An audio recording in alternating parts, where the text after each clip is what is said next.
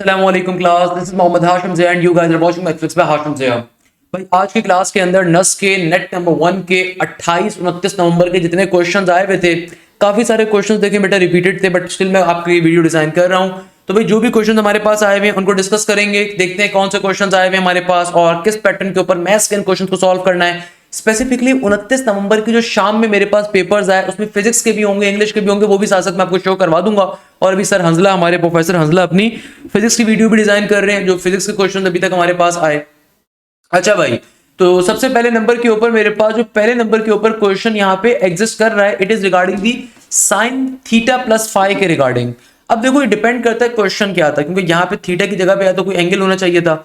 अगर तो simple sine theta plus five आ रहा है तो साइन अल्फा प्लस बीटा का फिर फॉर्मुला अप्लाई होगा, क्योंकि थीटा अलग एंगल है, फाइव अलग एंगल है। तो उस सूरत के अंदर फिर हम फॉर्मूला अप्लाई कर देंगे। क्या फॉर्मूला होता है साइन अल्फा प्लस बीटा का? That is sine theta cos five plus का कॉस थीटा साइन फाइव, ये फॉर्मूला बन जाएगा। अच्छा, नेक्स्ट क्वेश्चन में एग्जामिनर कह रहे हैं समेशन का क्वेश्चन था, इनिशियल वैल्यू 1 है, एंडिंग वैल्यू 20 है और आपके पास टाइप ऑफ सीक्वेंस आ रही है n के बराबर।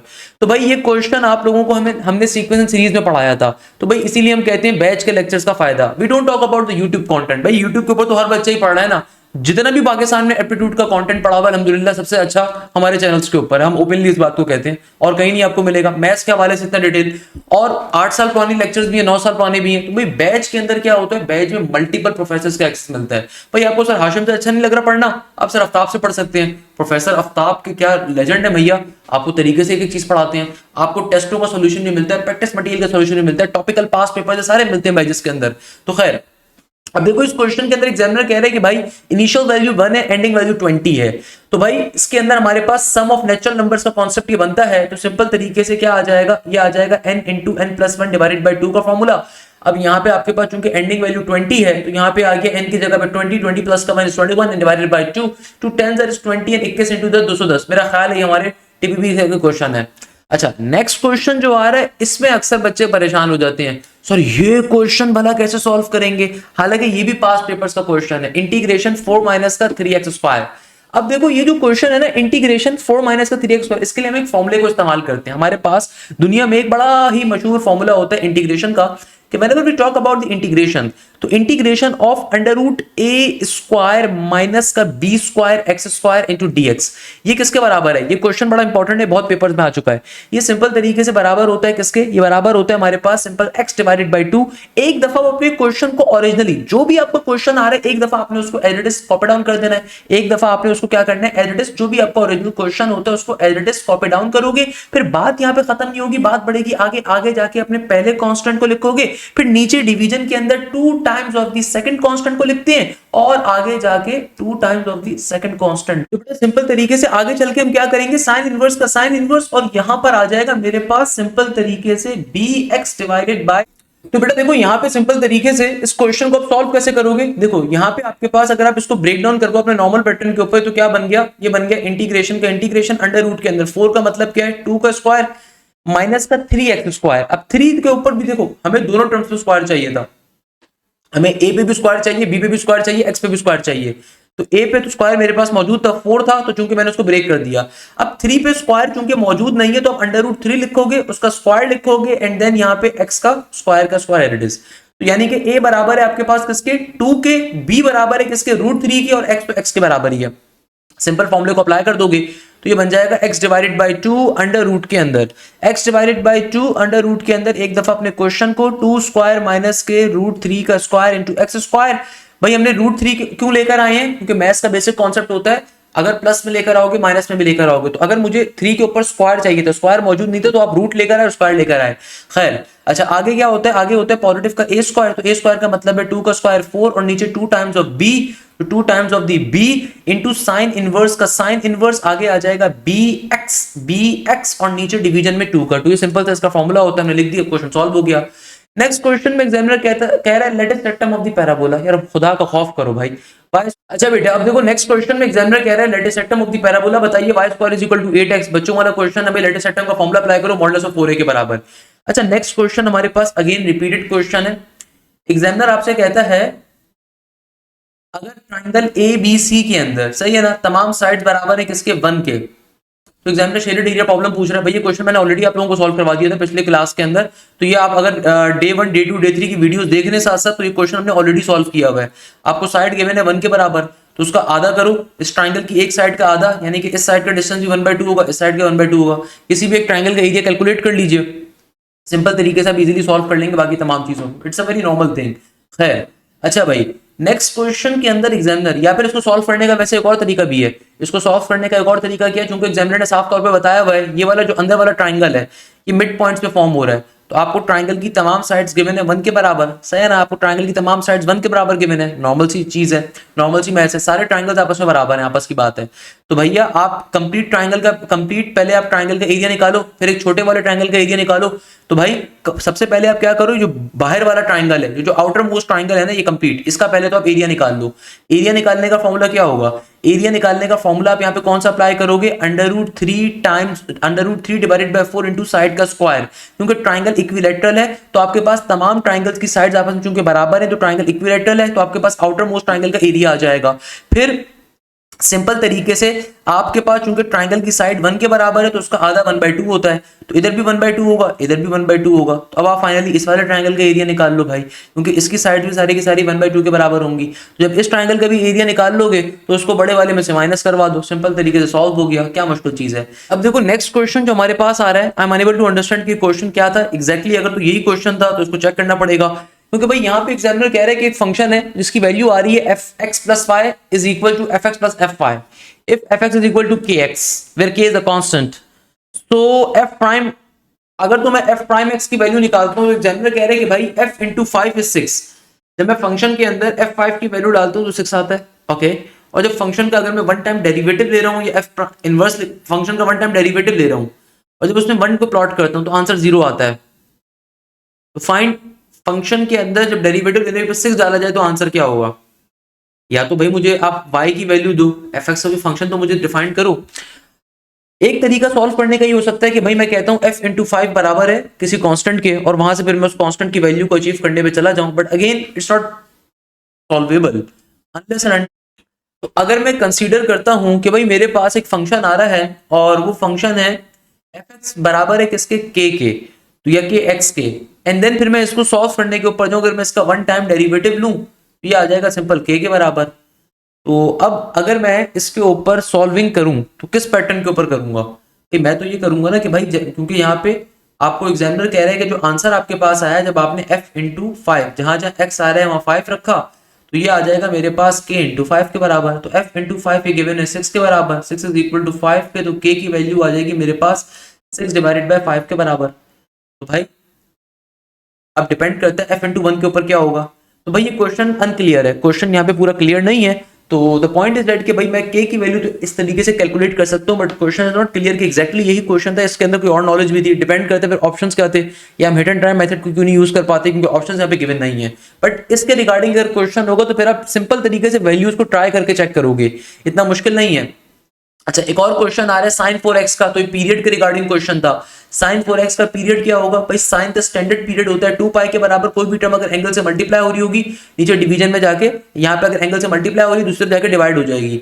अच्छा एक और क्वेश्चन में टेंजन x + 5 का पीरियड पूछा हुआ था, तो टेंजन का स्टैंडर्ड पीरियड होता है पाई।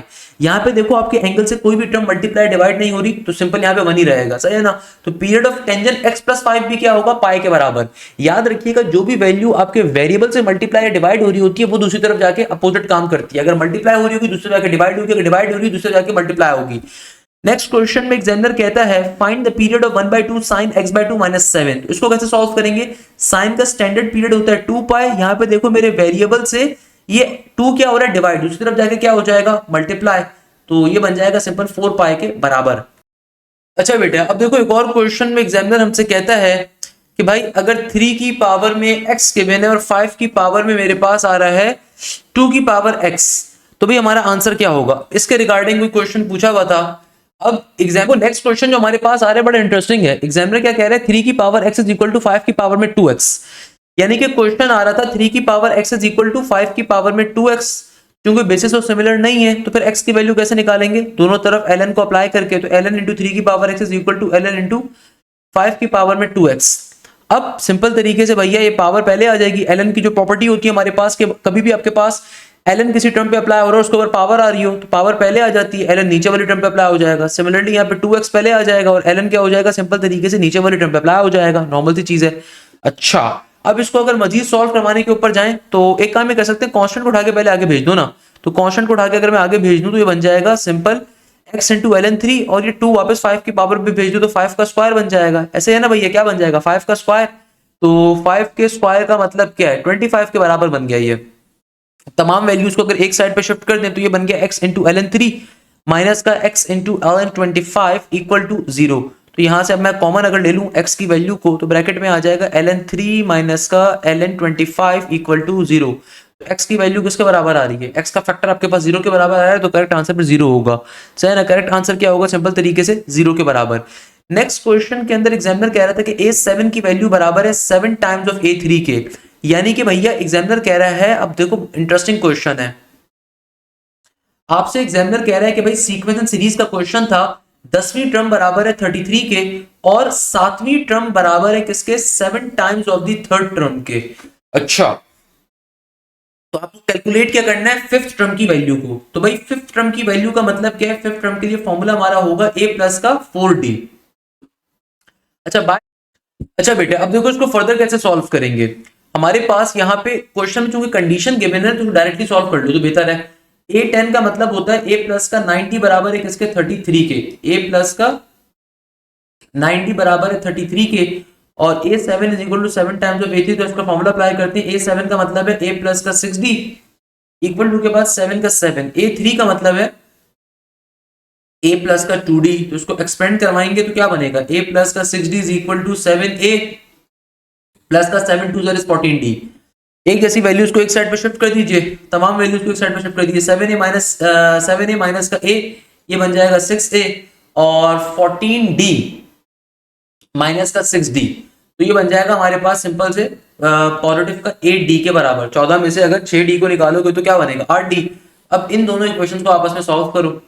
कैसे कि भाई अगर मुझे d की वैल्यू चाहिए तो a को सेपरेट करना पड़ेगा, यहाँ से a को रिमूव करना पड़ेगा।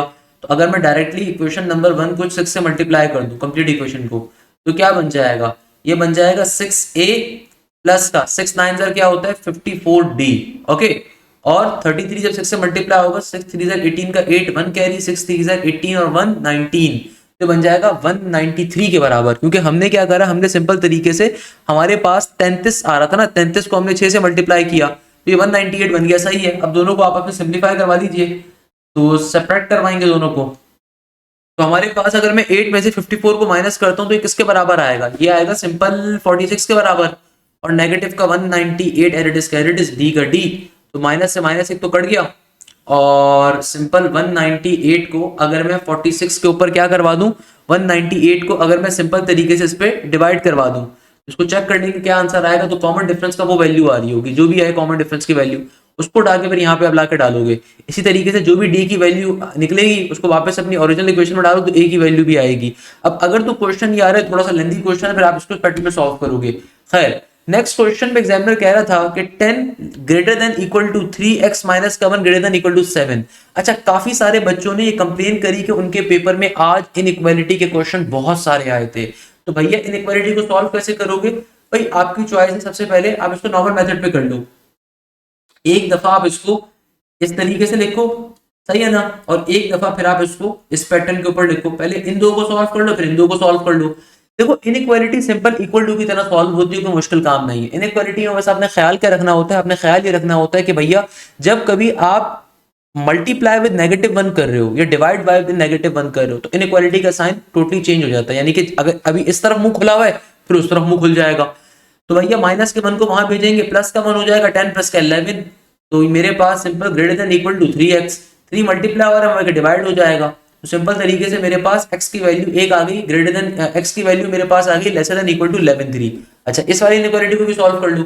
माइनस का 1 वहां जाएगा, देखो प्लस माइनस करने में कोई मसला नहीं होता, मसला तब होता है जब हम मल्टीप्लाई या डिवाइड करते हो तब इनइक्वालिटी का साइन चेंज करता है। तो ये greater than equal to 7, x यहाँ पे मल्टीप्लाई हो रहा है डिवाइड हो जाएगा, x की वैल्यू आ जाएगी ग्रेटर देन इक्वल टू 7/3 के बराबर। तो मैं इसको लिखूंगा कैसे, अगर मुझे लिखने का तरीका चाहिए ना, तो भाई इनइक्वालिटी लिखी कैसे जाएगी, x का x, तो भाई x की वैल्यू 7/3 से बड़ी है या बराबर है, मगर छोटी है 11/3 से बड़ी है, छोटी है, सही है ना। अच्छा नेक्स्ट क्वेश्चन में एग्जामिनर कह रहा था अंडर रूट एक्स माइनस का 1 इंटू डी एक्स। मुझे नहीं लगता है क्वेश्चन पेपर में आया होगा, क्योंकि भैया यहाँ पे बच्चे ने या तो नीचे वाला डिवीजन वाला रूट एक्स गायब किया हुआ है, क्योंकि इंटीग्रेशन की ये प्रॉपर्टी होती है, कभी भी इंटीग्रेशन अगर नेचुरल एक्सपोनेंट पे अप्लाई हो रहा है तो इंटीग्रेशन की प्रॉपर्टी होती है कि पावर में आने वाले फंक्शन का बाय डेरिवेटिव होना चाहिए। तो अंडर रूट एक्स माइनस 1 का डेरिवेटिव क्या होगा? अंडर रूट एक्स का डेरिवेटिव होता है 1/2 रूट एक्स के बराबर, 1/2 रूट एक्स के बराबर, जो कि नीचे मौजूद नहीं है। अगर तो ये क्वेश्चन नहीं आया इस तरीके से तो फिर आप इसको बाय पार्ट पे सॉल्व करोगे फिर तो फिर ये आपका u होगा फिर v होगा, मगर मुझे नहीं लगता है बाय पार्ट्स पे आया होगा यार, इम्पॉसिबल है बाय पार्ट्स के ऊपर, बाय पार्ट्स के ऊपर पॉसिबल नहीं है, बल्कि हो भी सकता है बाय पार्ट्स पे पॉसिबल। क्योंकि देखो अगर तो बच्चा कह रहा है कि सर पेपर के अंदर यही क्वेश्चन आया था e की power under root x minus का 1 इंटू डी एक्स, अगर तो ये क्वेश्चन आया तो इसको फिर नेचुरल एक्सपोनेंट पे सॉल्व नहीं कर सकते, याद रखिएगा। क्यों? क्योंकि बेटा यहाँ पे पावर में आने वाले फंक्शन का बाय डेरिवेटिव नहीं है, तो फिर ये बाय पार्ट्स के ऊपर सॉल्व होगा। तो यहाँ पे 1 कंसीडर करोगे, ये फंक्शन आपका u कहलाएगा, ये आपका v कहलाएगा, तो u इंटू वी का फॉर्मूला अप्लाई करोगे, तो u वाली टर्म को एज इट इज लिखोगे, फिर v वाली टर्म की इंटीग्रेशन लेंगे, फिर माइनस का साइन, इंटीग्रेशन का सिंबल, डेरिवेटिव अप्लाई करोगे किसके ऊपर? डेरिवेटिव अप्लाई करोगे e की power under root x minus 1 के ऊपर, इंटीग्रेशन अप्लाई करोगे किसके ऊपर? 1 के ऊपर, और बाहर एक dx का dx एरिडिस रहेगा। तो मेरे प्यारे बच्चों ये क्या बन जाएगा? ये हो जाएगा e की पावर के अंदर अंडर रूट एक्स माइनस का 1 की इंटीग्रेशन होती है x के बराबर, माइनस का साइन, इंटीग्रेशन का सिंबल, e की पावर रूट एक्स माइनस 1 का डेरिवेटिव क्या होता है? ये होगा आपके पास e की power under root x minus का 1, फिर रूट एक्स का डेरिवेटिव होगा हमारे पास 1/2 रूट एक्स के बराबर, और माइनस में 1 का डेरिवेटिव 0 हो जाएगा, और 1 की इंटीग्रेशन होगी x के बराबर इंटू डी एक्स।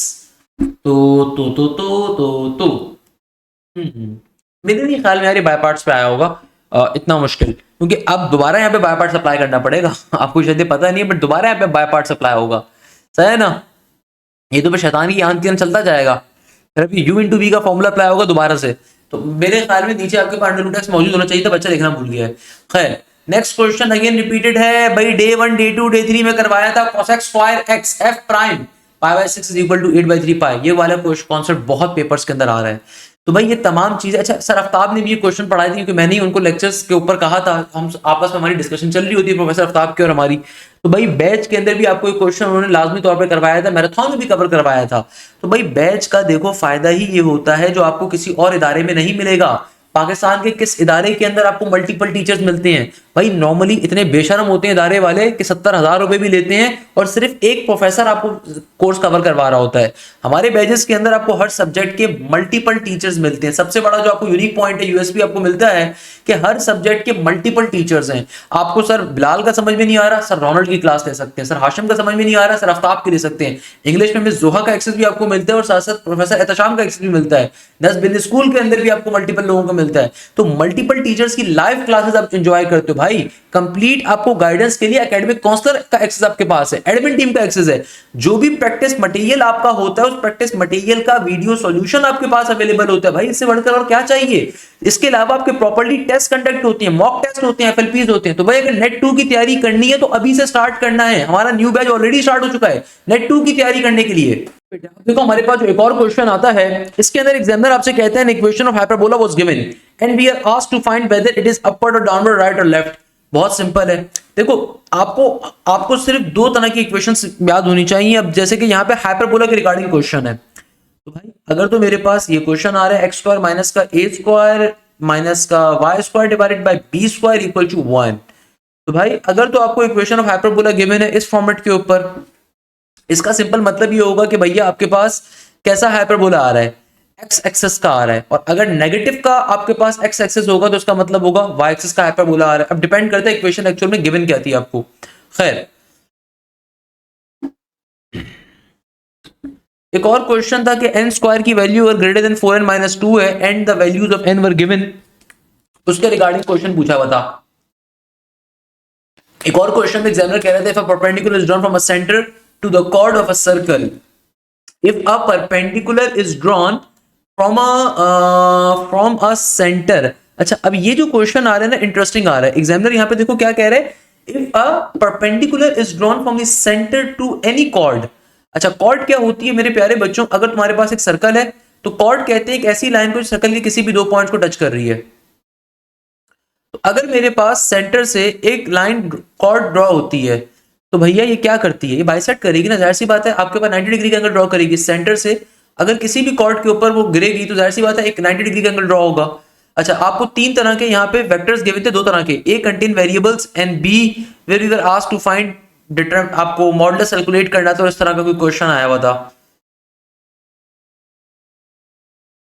एक और क्वेश्चन के अंदर एग्जामिनर कहता है कि भाई कोई इररेशनल नंबर था या कॉम्प्लेक्स नंबर था और वहां पे आपको कुछ कैलकुलेट करना था। Two equations were given and we have to find whether it has the unique solution या नो सॉल्यूशन या इनफिनाइट सॉल्यूशन। अच्छा, ये जो क्वेश्चन है ना, ये भी पेपर के अंदर बहुत ज्यादा पूछा जाता है regarding the unique solution, infinite solution, या फिर पर्टिकुलरली हमारे पास इसके ऊपर no solution.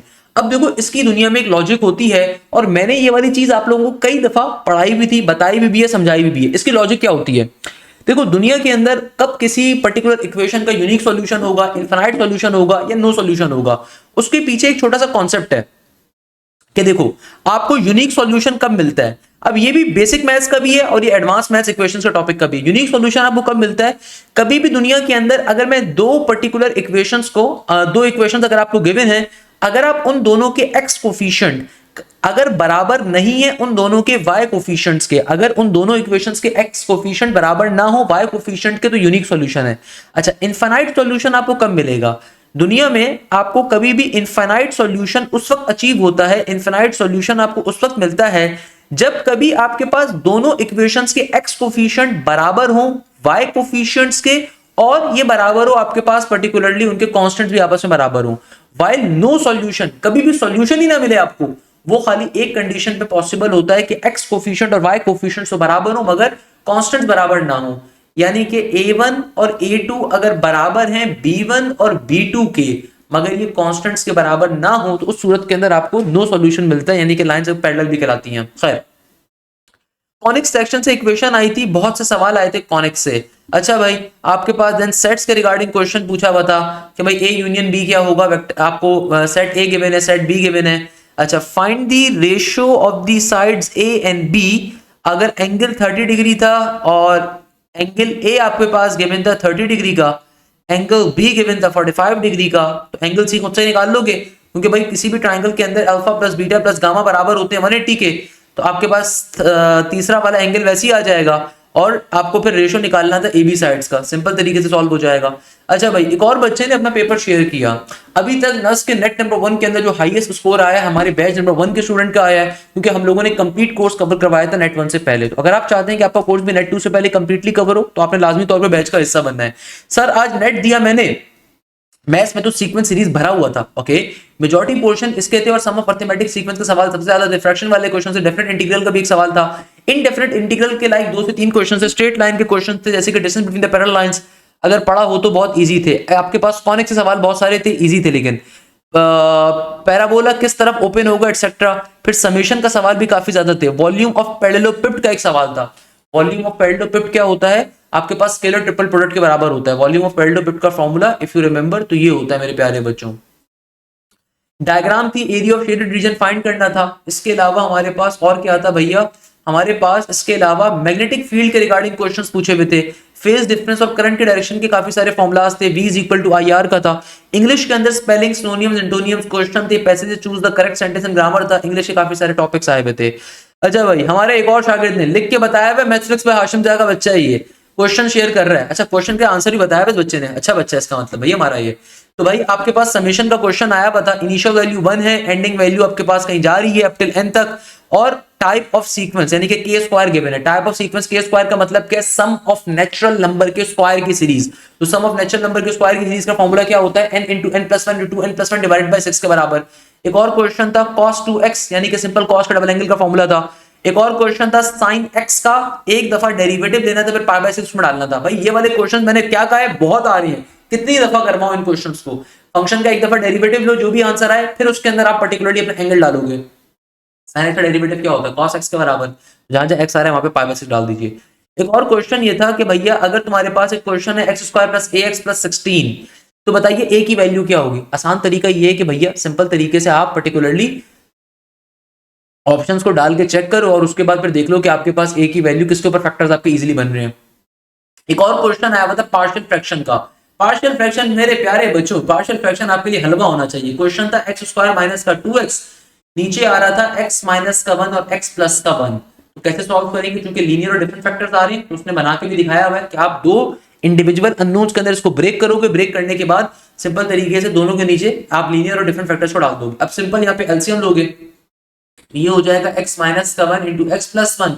X plus one अपने क्रॉस में जाके मल्टीप्लाई होगा तो a into x plus one बन जाएगा, फिर प्लस का b इंटू एक्स माइनस का 1 बन जाएगा। इस टर्म से टर्म क्या हो जाएगी, कैंसिल आउट। तो यहाँ पे मेरे पास आ जाएगा सिंपल एक्स स्क्वायर माइनस का 2x इक्वल टू के बाद a का a, और यहाँ पर आ जाएगा x प्लस वन प्लस का b इंटू एक्स माइनस का 1 इट इज। अब फाइनली यहाँ से आप अपने सिंप्लीफिकेशन करवाओगे कैसे, कि पहले आप फैक्टर दोनों फैक्टर्स को बारी बारी जीरो पे सपोज करोगे, तो पहला फैक्टर x प्लस वन है तो वहां से x की वैल्यू नेगेटिव वन आएगी, दूसरा फैक्टर x माइनस वन है तो यहाँ से x की वैल्यू पॉजिटिव वन आएगी। दोनों को बारी बारी अपनी मेन इक्वेशन के अंदर आप प्लॉट करोगे, तो x की वैल्यू जब नेगेटिव वन डालोगे तो क्या बन जाएगा, नेगेटिव वन का स्क्वायर इज पॉजिटिव वन, फिर नेगेटिव वन इंटू टू तो नेगेटिव नेगेटिव पॉजिटिव का टू, इक्वल टू के बाद a का a और x प्लस वन के अंदर नेगेटिव का वन प्लस का वन, ये जीरो बन गया, और इधर हो जाएगा नेगेटिव वन नेगेटिव का टू। तो यहाँ से आपके पास टू प्लस का वन थ्री और नेगेटिव टू मल्टीप्लाई होकर डिवाइड हो जाएगा, तो b की वैल्यू सिंपल आ जाएगी नेगेटिव का 3/2 के बराबर। सिमिलरली x की वैल्यू 1 को डालोगे तो ये खत्म हो जाएगा, तो यहाँ पे 1 प्लस 1 2 बचेगा, और यहाँ पे मेरे पास, अच्छा मेरे पास यहाँ पे क्या होगा, 1 माइनस का 2, 1 माइनस का 2 it will become negative 1, 1 minus का 2 इट विल बिकम नेगेटिव 1, क्योंकि जहां जहां x आ रहा है 1 डाल लो ना, और a का a इंटू 1 प्लस 1 2 बन जाएगा। तो ये मेरे पास a की वैल्यू आ जाएगी सिंपल तरीके से नेगेटिव का 1/2 के बराबर। सिंपल a और b की वैल्यूज आ गई, क्या मुश्किल चीज है। कॉनिक सेक्शन से सबसे ज्यादा क्वेश्चंस पूछे गए थे, कितनी दफा बताऊं, कॉनिक से क्वेश्चंस बहुत ज्यादा आ रहे हैं। अच्छा अब देखो नेक्स्ट क्वेश्चन अगेन मेरे पास आ रहा है 9 का 9 स्क्वायर माइनस 3x स्क्वायर, सही है ना। तो मुझे मुझे एक चीज, मेरा जो इसके ऊपर एनालिसिस है ना, कि नस्ट के पेपर के अंदर जो इंडिविजुअल डेज के क्वेश्चन होते हैं वो ज्यादा रिपीट होते हैं, यानी कि भाई लेट सपोज डे नंबर 7 के ऊपर मैक्सिमम बच्चों का पेपर एक जैसा होगा। अब देखो जैसे कि ऊपर जो जिस बच्चे ने पेपर शेयर किया वो भी आज के दिन का था, और ये जिस बच्चे ने पेपर शेयर किया भी आज के दिन का था, दोनों के अंदर एक सेम पैटर्न का क्वेश्चन रिपीट हो रहा है। अब देखो चूंकि नस्ट के अंदर हजारों क्वेश्चन हैं, अब ये चीज एक मेरा अपना एनालिसिस है कि जो उस दिन के क्वेश्चन होते हैं ना वो ज्यादा उसी दिन के ऊपर रिपीट होते हैं, सही है ना, ज्यादा उस दिन के ऊपर रिपीट होते हैं। अगेन ये गलत भी हो सकता है, बट ये मेरा एनालिसिस है, क्योंकि मैं काफी अर्से से नस्ट के पेपर सॉल्व करवा रहा हूँ, जब आप 9-10 में हो तब से सॉल्व करवा रहा हूँ, 2022 से 2021 से कंप्लीट पेपर में साथ साथ डाल रहा हूँ, तो मैं इस चीज को बड़ा नोट कर रहा होता हूँ। देखो सेम पैटर्न का क्वेश्चन आ रहा है, यहाँ पे क्वेश्चन है 9 का स्क्वायर और माइनस का 3, तो 3 को भी कन्वर्ट करवाओगे स्क्वायर के अंदर, तो स्क्वायर इंटू एक्स का स्क्वायर, तो सेम पैटर्न पे सॉल्व होगा। ऊपर वाला क्वेश्चन मैंने ऑलरेडी करवा दिया। मैक्सिमा की वैल्यू फाइंड करने के लिए आई थी, इक्वेशन ऑफ अ सर्कल बतानी थी, इनमें से कौन सी है आपके पास। तो भाई इक्वेशन ऑफ अ सर्कल क्या होती है, आपके पास एक्स स्क्वायर वाई स्क्वायर दोनों मौजूद होने चाहिए, दोनों के कोफिशिएंट सिमिलर होने चाहिए। इसके अलावा हमारे पास एक और क्वेश्चन जो पेपर में एग्जिस्ट कर रहा था, ये क्या था भैया, पेपर में एक और क्वेश्चन जो हमारे पास बेटा आ रहा था, that was regarding x square is equal to 4ay, direction बतानी थी। 3000 किससे बड़ा है वो आपको बताना था, डिजिट हाउ मेनी डिजिट, इसके रिगार्डिंग भी क्वेश्चन था। sin x plus cos x किसके बराबर होगा, डिपेंड करता है ऑप्शन एंगल से गिवन है आपको। fx की वैल्यू गिवन थी x square plus 1 into gx की वैल्यू गिवन थी 2x, तो f इंटू gx की वैल्यू अगर 14 के बराबर है तो कुछ कैलकुलेट करना था आपको। f इंटू gx निकालोगे कैसे भाई, f इंटू gx ऐसे निकालोगे कि g की वैल्यू को f के पेट पे डालोगे, तो ये बन जाएगा सिंपल 2x का होल स्क्वायर प्लस का 1, तो ये बन जाएगा सिंपल 4x स्क्वायर प्लस का 1 इक्वल टू के बाद 14, इसको बैठ के सिंप्लीफाई करवा लो, तो ये बन जाएगा हमारे पास 14 में से 1 निकालोगे तो 13 बनेगा, तो x की वैल्यू आपके पास आ जाएगी जो भी आएगी, सही है ना। इंस्क्राइब रेडियस के रिगार्डिंग क्वेश्चन था। देखो मैंने एक चीज और बताई थी आपको, सर्कम रेडियस, स्क्राइब रेडियस और आपके पास सर्कम रेडियस, इन रेडियस और स्क्राइब रेडियस, आपको इनके फॉर्मूलाज लाजमी तौर पे याद होने चाहिए। इसी तरीके से इनके दरमियान का रेशियो भी याद होना चाहिए। इसी तरीके से आपके पास एक क्वेश्चन था 9x स्क्वायर माइनस का 4y स्क्वायर इक्वल टू 144, इसके ऊपर क्वेश्चन था कि फोसाई कैलकुलेट करके बताइए। तो भाई इस क्वेश्चन को कैसे सॉल्व करेंगे, अगर ये क्वेश्चन मेरे पास मौजूद है 9x स्क्वायर माइनस का 4y square is equal to 4y square is equal to 144, तो आप सिंपल तरीके से पूरे इक्वेशन को डिवाइड करवा दोगे, तो ये बन जाएगा मेरे पास x स्क्वायर 144 से पूरी इक्वेशन को पहले तो डिवाइड करवाओगे, पूरी इक्वेशन को पहले तो डिवाइड करवाओगे, सही है ना भैया। तो 144 डिवाइड 141 आ जाएगा ना सिंपल। तो 9 के टेबल में 144 कहाँ पे होता है, 16 के ऊपर होता है, 9 1 9 और 14 में से अगर मैं 9 को निकालूंगा 5 बचेगा, 54, 9 6 दैट इज 54। और 4 के टेबल में 144 कहाँ पर होगा, 4 3 दैट इज 12, 2 कैरी किया। यहाँ पे वैसे जो है ना ज्यादातर केसेस के अंदर यहाँ पे 16 होता है, बट खैर यहाँ पे 4 दिया हुआ इन्होंने, तो 4 24 आ गया ना, तो 4 6 दैट इज 24, 36 बन गया ये। तो मेरे पास इक्वेशन बन गई X square divided by 16 minus का Y square divided by 36 equal to के बाद 1। अब मुझे फोसाई निकालना है, फोसाई का मतलब है सी, और ये कैसी इक्वेशन है, माइनस का साइन है, तो इसका मतलब ये हाइपरबोला की इक्वेशन है। ओके, तो आपको ए स्क्वायर मिल गया, बी स्क्वायर भी आपको मिल गया। हाइपरबोला के अंदर कंडीशन नहीं होती कि भाई एक्स स्क्वायर के नीचे बड़ी वैल्यू है, वाई स्क्वायर के नीचे बड़ी वैल्यू, पॉजिटिव होना चाहिए। जो आपका वेरिएबल पॉजिटिव है उसका ट्रांसफर एक्सेस होता है। सिंपल अब फॉर्मूला इस्तेमाल करके सी की वैल्यू निकाल लोगे, फॉर्मूला क्या होगा। अच्छा बेटा, तो अब हमें ये बात मालूम है कि सी स्क्वायर किसके बराबर होता है, सी स्क्वायर बराबर होता है सिंपल तरीके से ए स्क्वायर प्लस बी स्क्वायर के। आपके पास सिंपल तरीके से सी की वैल्यू आ जाएगी, यहाँ पे क्या आ जाएगी 16 प्लस का 36, तो ए स्क्वायर बराबर था 16 के, बी स्क्वायर बराबर था मेरे पास किसके 36 के ना। तो ये क्या बन जाएगा 16 प्लस का 36 जब आप करोगे तो 6 और 6 12 का 2 और 1, और ये बच जाएगा 52 के बराबर 52। तो सी की वैल्यू क्या आ जाएगी, सी की वैल्यू आ जाएगी मेरे पास रूट 52 और 13 4 जार इज 52 ना, 13 4 जार इज 52, 13 4 जार इज 52। सी की वैल्यू आ जाएगी 2 टाइम्स ऑफ द रूट 13 के, किसके बराबर आ जाएगी 2 टाइम्स ऑफ द रूट 13 के बराबर। ओके, अब अगर मुझे इसे सिंप्लीफाई करना है तो सी की वैल्यू क्या आ गई 2 टाइम्स ऑफ द रूट 13 के बराबर। Okay perfect. एग्जामिनर मुझसे क्या कहता है, एग्जामिनर मुझसे फरमाता है कि भैया देखो तुम्हारे पास सी की वैल्यू तो आ गई, तुम्हें निकालना क्या था फोसाई। तो चूंकि एक्स एक्सिस का ये हाइपरबोला आ रहा है तो प्लस माइनस का C comma 0 will be the correct answer, तो प्लस माइनस का 2 under root 13 will be the correct answer. Parabola hyperbola के अंदर एक्सिस के रिगार्डिंग क्वेश्चन था। अच्छा, एक और क्वेश्चन था कि भाई आपकी इनिशियल वैल्यू 3 है, एंडिंग वैल्यू 20 है, तो बताइए एन की वैल्यू क्या होगी। बहुत ही बच्चों वाला क्वेश्चन है कि भाई समेशन का क्वेश्चन था, स्टार्टिंग वैल्यू है 3 से स्टार्ट हो रहा है, एंड हो रहा है 20 के ऊपर अप टिल एन। तो भाई सबसे पहले तो देखो समेशन का जो आपके पास कभी भी अगर आपके पास नेचुरल नंबर की सीरीज आ रही है तो कैलकुलेट करने का फॉर्मूला होता है n into n plus 1 divided by 2। मगर याद रखिएगा ये फॉर्मूला नेचुरल नंबर के लिए होता है, यानी कि 1 से ऑनवर्ड। तो आप करोगे क्या कि पहले 1 से लेकर 20 तक का सम निकाल लो, फिर उसमें से जो स्टार्टिंग के 1 और 2 का नंबर है ना उसको माइनस कर देना। जैसे कि भाई 1 से लेकर 20 तक का सम क्या होगा, जहां जहां n आ रहा है वहां पे 20 डालूंगा, 20 प्लस का 21 divided by 2 to 2 10 is 20 and 21 into 10 210 के बराबर आंसर आ गया। ये तो आपके पास 1 से लेके 20 तक के नंबर्स का सम आया है। हमें 3 से ऑनवर्ड नंबर चाहिए थे, तो 3 से पहले कितने नंबर आते हैं, 1 और 2 आता है, तो 1 प्लस का 2 3 बनता है, तो 210 में से 3 को माइनस कर दो, 207 will be the correct answer. अक्सर बच्चे 210 पे लगाकर आए होंगे, मुझे यकीन है। अच्छा, इसके अलावा मेरे पास एक क्वेश्चन आया था डेरिवेटिव फ्रॉम ट्रिगोनोमेट्री और स्टूडेंट सेवरा फ्रॉम यूट्यूब। अच्छा ये हमारे यूट्यूब का कोई स्टूडेंट है, student Sevra from YouTube. Perfect, thank you so much sir for your team efforts. अल्हम्दुलिल्लाह maths portion was quite easy, जज़ाकल्लाह खैर। ओके, नेक्स्ट बच्चा अपना पेपर हमसे शेयर अप कर रहा है, फरमाता है कि सर टुडे नेट क्वेश्चंस जो पेपर के अंदर मेरे पास पूछे गए, derivative of sine x when x is equal to pi by 2, बच्चों वाली चीज है। अच्छा भाई, तो यहाँ पे देखो एग्जामिनर आपसे क्या चीज पूछता है नेक्स्ट क्वेश्चन के अंदर कि mutually exclusive events are independent और डिपेंडेंट, और independent event always mutually exclusive. इसके रिगार्डिंग हमसे क्वेश्चन कुछ पूछा जा रहा था कि भाई म्यूचुअली एक्सक्लूसिव इवेंट्स क्या होते हैं।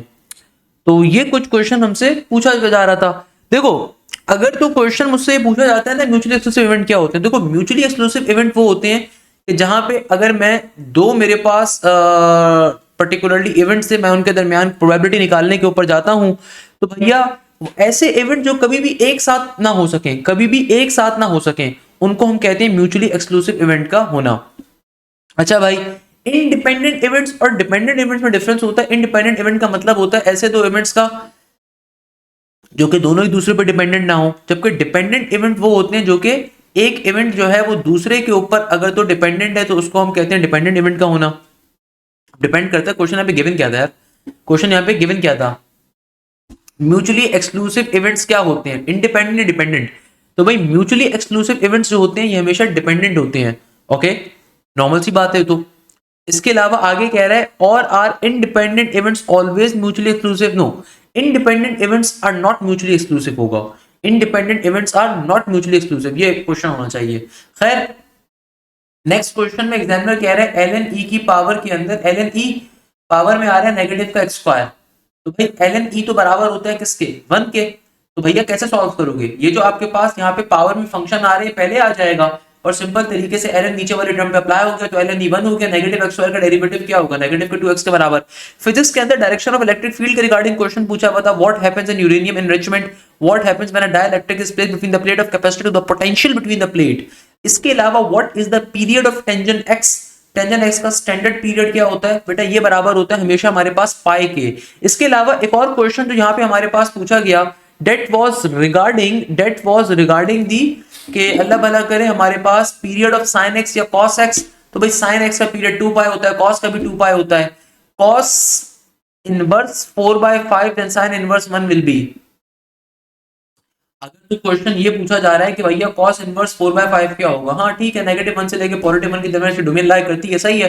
तो cos इनवर्स आपको गिवन है, तो साइन इनवर्स क्या होगा, तो भैया cos इनवर्स बच्चे ने बिल्कुल सही लिखा हुआ है। आप कर्ली ब्राउन हेयर को अप्लाई करोगे तो बेस की वैल्यू 4 है, हाइपोटेन्यूज की वैल्यू 5 है, तो पाइथागोरस थ्योरम अप्लाई किया आपने, h² = p² + b², तो आपके पास सिंपल तरीके से p की वैल्यू आ जाएगी, तो साइन इनवर्स कैलकुलेट हो जाएगा। ये क्वेश्चन तो आपको पढ़ाया हुआ है। One question was to find the in radius two chord of a circle that equidistant from a center r dash।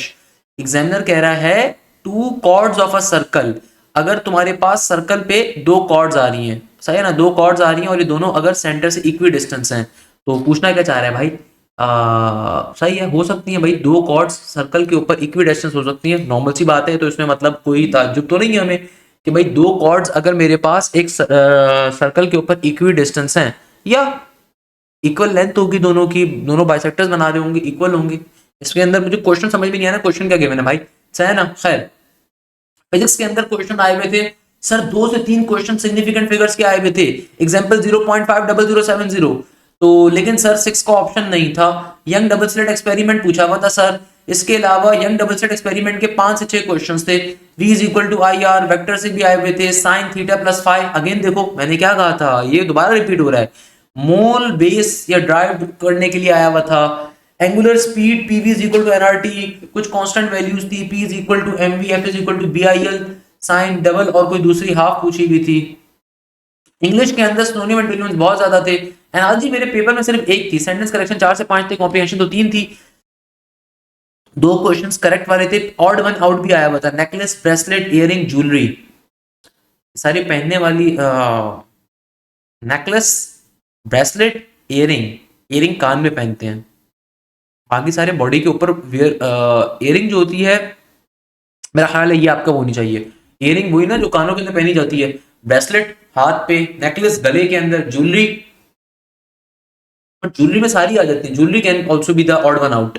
Again ये बेहतर आप समझ सकते हो, मैंने खाली आपको अपने पास से बता दिया, मुझ पर मत कहिएगा सर आपने गलत बता दिया था।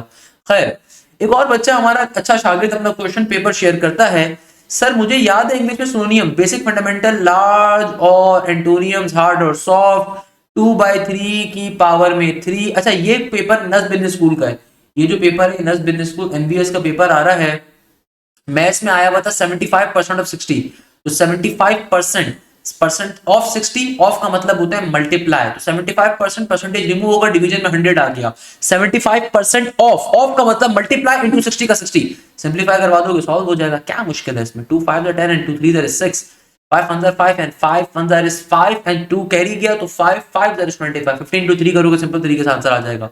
नहीं एनबीएस का पेपर नहीं है, फिजिक्स भी आया है भाई। तो cost of 25 chair is 85, find the cost of 46 chairs, आसान क्वेश्चन है। ये एनबीएस का पेपर नहीं है भाई, फिजिक्स को गिवन है यहाँ पे।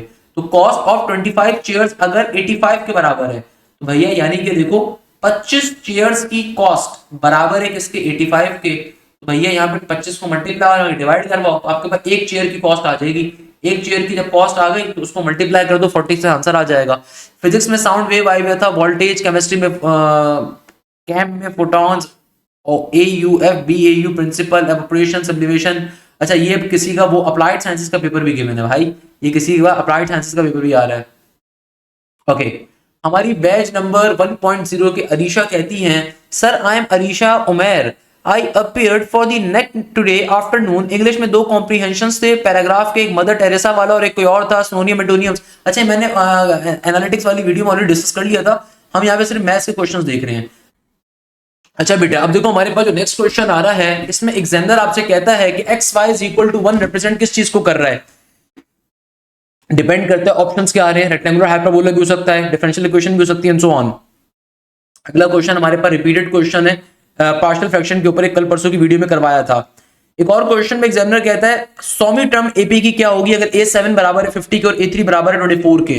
इसको कैसे कैलकुलेट करेंगे, सिंपल तरीके से 7th टर्म माइनस का 3rd टर्म और नीचे डिवीजन के अंदर भाई कॉमन डिफरेंस निकालने की सर हाशिम की एक है गोटेड ट्रिक। अपने किसी इदारे में जहां से आप 60,000 रुपए देके पढ़ रहे होगे ना, पूछिएगा नहीं आती होगी, पहले बता रहा हूं, पैसे भी लेते हो करवाते भी नहीं है भाई, कोर्स भी नेट 1 से पहले कवर नहीं करवाते। तो भाई सॉल्व करने की शॉर्टकट होती है कॉमन डिफरेंस की, कि जो भी आपके पास हाईएस्ट नंबर ऑफ टर्म है उसमें से लोएस्ट टर्म को माइनस करो और नीचे उनके एंड्स को सबट्रैक्ट करवा दो। A7 की वैल्यू 50 के बराबर, A3 की वैल्यू 24 के बराबर, 7 में से अगर 3 निकालोगे तो क्या बचेगा 4, और 25 में से 24 जाएंगे तो 6 बचे, 25 में से 50 में से 24 को निकालोगे सॉरी तो 26 बचेगा, और नीचे 4 6 24 होता है भैया। तो ये तो मेरे पास क्या आ रहा है, ये तो हमारे पास आ रहा है सिंपल तरीके से, अल्लाह भला करे 26 ऊपर आ रहा है। तो इसको फर्दर सिंप्लीफाई करवा लेंगे, कोई मसला नहीं है भाई। कैसे कि भाई अगर मेरे पास 26 आ रहा है, 26 को 4 पे डिवाइड करवाना है तो क्या बनेगा, 2 1 3 2 and 2 3 that is 6 and 2 2 that is 4, 13/2 के बराबर बनेगा। अब A3 का जो फॉर्मूला होता है technically that is A plus का 2D, तो A की वैल्यू यहां से निकाल लो। A3 की वैल्यू गिवन है 24 के बराबर, A प्लस का 2 टाइम्स ऑफ D किसके बराबर है 13 के, और 13/2 के, 2 से 2 कट गया, प्लस का 13 जब वहां पे जाएगा तो 24 में से जाके क्या हो जाएगा माइनस हो जाएगा, क्योंकि 2 से 2 कट गया ना, तो प्लस का 13 जब वहां जाएगा तो 24 में से सब्ट्रैक्ट हो जाएगा, तो 24 माइनस का 13 इक्वल टू A की वैल्यू क्या आ जाएगी 11 के बराबर। A की वैल्यू आ गई, 100वीं टर्म निकालिए तो 100वीं टर्म क्या होगी, ये होगी A प्लस 99D। सिंप्लीफाई करवा लो, जो भी आंसर है वो आपके ऊपर है, निकाल लोगे बैठ के भाई, सिंपल तरीके से इसको सॉल्व कर लिया जाएगा। आसान तरीका तो ये कि इसके नीचे भी 2 लेकर आ जाओ, इसके नीचे भी 2 लेकर आ जाओ ताकि सॉल्व करना आसान हो जाए। तो 2 11 is 22 डिवाइडेड बाय 2 और 99 to 13, तो इसको बैठ के मल्टीप्लाई करो बैठ के, 99 into 13 तो 3 9 is 27 का 7 and 2 and 3 9 is 27, 28 29 and cross का क्रॉस, 9 1 9 9 1 9, 7 9 9 18 का 8 और 1 10 और 2 12, तो 1287, तो प्लस का 1287/2। तो इनको अब एड अप करवाओ, 2 पे डिवाइड करवा लेना, जो भी आंसर है चेक कर लेना। खैर अच्छा भाई, in how many regions set A1 A2 A3 and A4 can be divided. अब डिपेंड करता है क्वेश्चन क्या, हमें क्या पता भाई कितने पे डिवाइडेड होंगे। अब क्वेश्चन अगर ये गिवन है, in how many regions the sets A1 A2 A3 A4 can be divided, it totally depends के क्वेश्चन के अंदर क्या कह रहा है examiner. In how many regions a set A1, A2, A3, A4 can be divided? यार ये number of sets है मेरे पास, आई हैव नो आइडिया, मैंने क्वेश्चन देखा नहीं है, बट जो बच्चे ने लिखा हुआ उसके ऊपर हम कर रहे हैं। अगर तो ये नंबर ऑफ सेट्स के ऊपर कह रहा है कि हम कितने नंबर ऑफ सेट्स के ऊपर कितने रीजन्स के अंदर इसको डिवाइड कर सकते हैं, तो आई गेस ये पावर आपके पास नंबर ऑफ सेट्स के बारे में पूछ रहा है, तो उसके लिए फिर फॉर्मूला क्या बनेगा, फिर उसके लिए हमारा फॉर्मूला ये होता है कि 2 की पावर n का, जो पावर सेट के ऊपर भी हम सवाल कर रहे होते हैं कि भाई कितने नंबर ऑफ सेट्स मैं यहाँ पे क्रिएट कर सकता हूँ, मेरे पास 4 सेट्स आ रही हैं A1 A2 A3 A4, तो वो तो फिर 2 की पावर 4 यानी कि 16 बनेगा, अगर वो लॉजिक है। अगर तो वो चीज आ रही है, मेरे ख्याल में वही आ रही है, तो 16 रीजन्स के अंदर मैं डिवाइड कर सकता हूं। अच्छा नेक्स्ट क्वेश्चन में एग्जामिनर कह रहा है n combination 5 is equal to n combination 12, find the value of n। तो भाई इसको कैसे सॉल्व करेंगे, देखो हमेशा याद रखिएगा हमारे पास दुनिया में एक फॉर्मूला होता है, ये फॉर्मूला होता है n कॉम्बिनेशन r बराबर होता है n कॉम्बिनेशन n माइनस के r के। तो भैया अगर मैं इन दोनों को आपस में बराबर कंसीडर करूं तो आपके पास सिंपल तरीके से ये R1 किसके बराबर है n माइनस के R2 के, तो यानी कि मैं क्या कह सकता हूं कि R1 प्लस का R2 किसके बराबर होता है n के, तो यानी कि R1 और R2 को अगर ऐड करवा दो तो n की वैल्यू मिल जाएगी, तो 5 प्लस का 12 क्या होगा 17, तो यानी कि n की वैल्यू 17 के बराबर है। 7 कॉम्बिनेशन 2 सॉल्व करना था, सिंपल तरीके से कर लो यार, इसमें क्या मुश्किल है, 7 फैक्टोरियल, 7 में से 2 निकालोगे तो 5 फैक्टोरियल इंटू 2 फैक्टोरियल सिंप्लीफाई कर दो। इसके अलावा एग्जामिनर कह रहा था कि भाई एक इक्वेशन है जिसके अंदर आपके पास इलिप्स की इक्वेशन फाइंड करनी है, एसेंट्रिसिटी 1/2 है और फोकस का पॉइंट आपको गिवन है फोसाई का, यानी कि प्लस माइनस 3,0। इलिप्स के अंदर दोनों चीजें होंगी ना, प्लस माइनस 3,0। तो सबसे पहले तो भैया इसका फॉर्मूला अप्लाई करोगे, कैसे फॉर्मूला अप्लाई करोगे, इसका formula C is equal to A into E का, सी की वैल्यू अगर 3 के बराबर है तो ए का ए और ई बराबर है 1/2 के, तो मेरे पास ए की वैल्यू आ जाएगी 6 के बराबर। सही है। अब चूंकि मुझे पता है एलिप्स के अंदर C square is equal to A square minus B square होता है, तो क्या के यहां से मैं बी निकाल लू ना, तो c की वैल्यू अगर 3 है तो c स्क्वायर क्या होगा 9 के बराबर। a की वैल्यू 6 थी, a की वैल्यू 6 थी, तो 6 का स्क्वायर क्या हो जाएगा 36 माइनस का b स्क्वायर, तो नेगेटिव के b स्क्वायर को मैं भेजो पॉजिटिव का b स्क्वायर, तो ये बन जाएगा 36 माइनस का 9। 36 में से अगर मैं 9 को माइनस करूंगा तो क्या बनेगा, 36 में से 10 को निकालोगे तो 26 बनेगा, 9 निकालोगे तो 27 बनेगा। फिर ऐसे ही है, बिल्कुल ऐसे ही है। तो b की वैल्यू आ जाएगी √27 के, और √27 क्या होता है 3 9 इज 27 ना, 27 इज बेसिकली 3 into 9, तो यानी कि ये आ गया आपके पास 3√3 के बराबर b की value. b square is basically 27। अब वैसे b स्क्वायर था काफी था। अब अगर मुझे इक्वेशन ऑफ एलिप्स बतानी है तो अगर c आपके पास, अगर ये x के अलोंग आपको c का पॉइंट गिवन है, इसका मतलब major axis along the x आ रहा है, x square divided by a square 36 plus का y square divided by b square 27 equal to 1, को आंसर सॉल्व हो गया। कितना मुश्किल काम है यार, बच्चों वाली चीज है यार, नर्सरी क्लास के बच्चे सॉल्व करते हैं, यकीन मानिए इसको। अच्छा बेटे आप देखो नेक्स्ट क्वेश्चन जो हमारे पास आ रहा है, इसमें एग्जामिनर कहता है कि भाई सेंटर ऑफ हाइपरबोला क्या होगा। Centre of hyperbola h, k होता है ना, तो 0,0 के बराबर होगा, क्योंकि मेरे पास हाइपरबोला की जो इक्वेशन आ रही है वो बड़ी सिंपल सी इक्वेशन आ रही है। इट सिंपली मींस कि हाइपरबोला का सेंटर आपके पास कहां होगा, ओरिजिन के ऊपर एग्जिस्ट कर रहा है। या इट्स फाइन। अच्छा भाई नेक्स्ट क्वेश्चन ट्रिगोनोमेट्री से, cos into 2 cos इनवर्स 1/√3, तो कैसे सॉल्व करेंगे भाई। देखो cos के डबल एंगल का फॉर्मूला अप्लाई करना है, गलती मत कर देना यहां पर। cos के डबल एंगल का फॉर्मूला क्या होगा, सिंपल तरीके से 2 cos स्क्वायर थीटा माइनस का 1।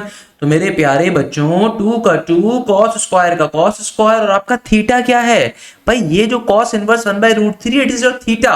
सिंपल तरीके से cos इनवर्स 1/√3 यहां पर आया, माइनस का 1 अप्लाई कर दो भैया, सॉल्व करने के ऊपर चले जाओगे। अरे भाई नर्सरी क्लास का बच्चा सॉल्व करता है, आपको पता है।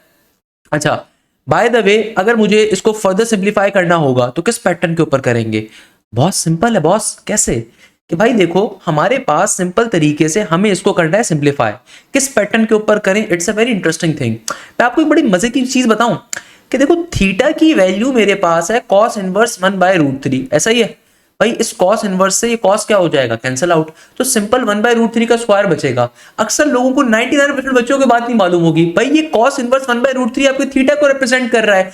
तो आपके पास कभी भी ट्रिगोनोमेट्रिक फंक्शन में जो स्क्वायर होता है वो कंप्लीट टर्म के एंगल के ऊपर भी अप्लाई हो रहा होता है, नॉर्मल सी बात है। तो भाई जब मैं थीटा के अंदर इस cos इनवर्स 1/√3 को डालूंगा तो इस cos इनवर्स से cos तो कट जाएगा, और ये स्क्वायर 1/√3 पे जब अप्लाई होगा तो ये बन जाएगा 1/3 माइनस का 1, तो 2 डिवाइडेड बाय 3 माइनस का 1, सिंपल एलसीएम दोगे तो क्या बनेगा 2 माइनस का 3, नेगेटिव का 1/3 आ जाएगा। Find the equation that is passing through -3,2, एक लाइन उसकी इक्वेशन निकालो जो पास कर रही है -3,2 के, और वो लाइन पैरेलल है एक ऐसी लाइन के जिसका आपको इक्वेशन गिवन है x = 5।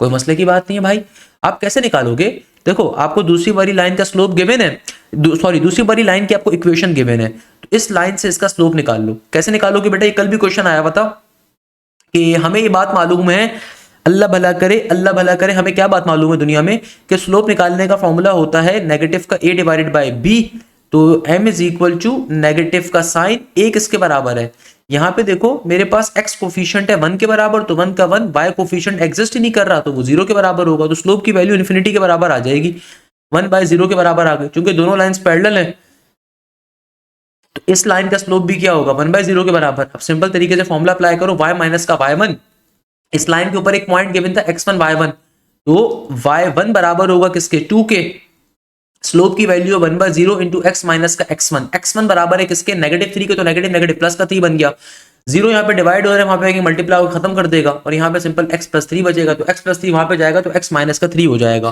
तो correct answer should be x minus के 3 के बराबर। इस तरीके से फाइनली ये क्वेश्चन क्या हो जाएगा हमारे पास सॉल्व हो जाएगा, ये क्वेश्चन हमारे पास क्या हो जाएगा सिंपली सिंप्लीफाई हो गया, सॉल्व हो गया, कोई मुश्किल चीज नहीं है इसके अंदर। सिंपल तरीके से हमारे पास पर्टिकुलरली x माइनस का 3 will be the correct answer, या x + 3 = 0 will be the correct answer, कोई इशू नहीं है इसके अंदर। अच्छा भाई अब देखो एक और बच्चे ने अपना क्वेश्चन शेयर किया पेपर के अंदर कि सर एरिया ऑफ क्वाड्रिलेटरल आया हुआ था। अब एरिया ऑफ क्वाड्रिलेटरल कैलकुलेट कैसे होता है, बड़ा सिंपल सा कॉन्सेप्ट है भाई, आपको 4 पॉइंट्स गिवन है, ये आपका x1 है बेटा, ये y1 है, ये आपका x2 है, ये आपका y2 है, ये आपका x3 है, ये आपका y3 है, ये आपका x4 है और ये आपका y4 है। क्वाड्रिलेटरल कहते हैं एक ऐसी शेप जिसके 4 वर्टिसेस गिवन हो, एक ऐसी शेप जिसके अंदर 4 वर्टेक्स आ रहे हो, आपका क्वाड्रिलेटरल होता है। तो एरिया ऑफ क्वाड्रिलेटरल कैलकुलेट करने का फॉर्मूला होता है 1/2 x1 माइनस का x3। देन हमारे पास सिंपल तरीके से क्या होगा, ऑब्वियसली फिर y का पॉइंट y1 माइनस का y3, then obviously x2 minus का x4 एंड y2 माइनस का y4, और सिंपल तरीके से फिर ये आपके पास 2/2 का डिटरमिनेंट अप्लाई करोगे, सॉल्व हो जाएगा। इससे आसान दुनिया में क्या चीज होगी, मुझे बताओ भाई। सही है ना भैया? तो इसका अपना फॉर्मूला आसान है, इसकी वैसे ट्रिक होती है बट वो ट्रिक मैं नहीं बता रहा क्योंकि ट्रिक बनाना बेकार है यार, इसका ज्यादा आसान मेथड है। सिंपलीफाई कर लो, आंसर आ जाएगा। अच्छा नेक्स्ट क्वेश्चन के अंदर देखो, हमारे पास जो नेक्स्ट क्वेश्चन आ रहा है ना, इसमें एग्जामिनर कह रहा है शेडेड एरिया निकालो। अब देखो या तो ये स्क्वायर है, रेक्टेंगल है, I am not confirm about the figure because figure मुझे क्लियर नहीं हो रही भाई। मुझे लग रहा है ये स्क्वायर है क्योंकि बच्चे ने यहाँ पे तीनों साइड्स के ऊपर 1 1 दिया हुआ है, तो इस साइड पे भी 1 होगा। बट अगर रेक्टेंगल है तो कोई एक साइड बड़ी और एक साइड छोटी होनी चाहिए थी, या फिर ये सेंटर से लेके कोने तक का डिस्टेंस 1 गिवन है, तो यहां से लेके फिर यहां भी 1 होगा तो फिर 2 बन जाएगा। तो जो भी केस हो डिपेंड करता है डायग्राम क्या आ रही थी। आई am not confirm about the diagram जो स्टूडेंट ने शेयर करी है। अब देखो करोगे कैसे, सिंपल तरीके से, अगर स्क्वायर है रेक्टेंगल है जो भी है, पहले उसका एरिया निकालोगे, तो रेक्टेंगल का एरिया होता है लेट इनटू ब्रेथ, तो आपके पास कंप्लीट फिगर का एरिया आ जाएगा।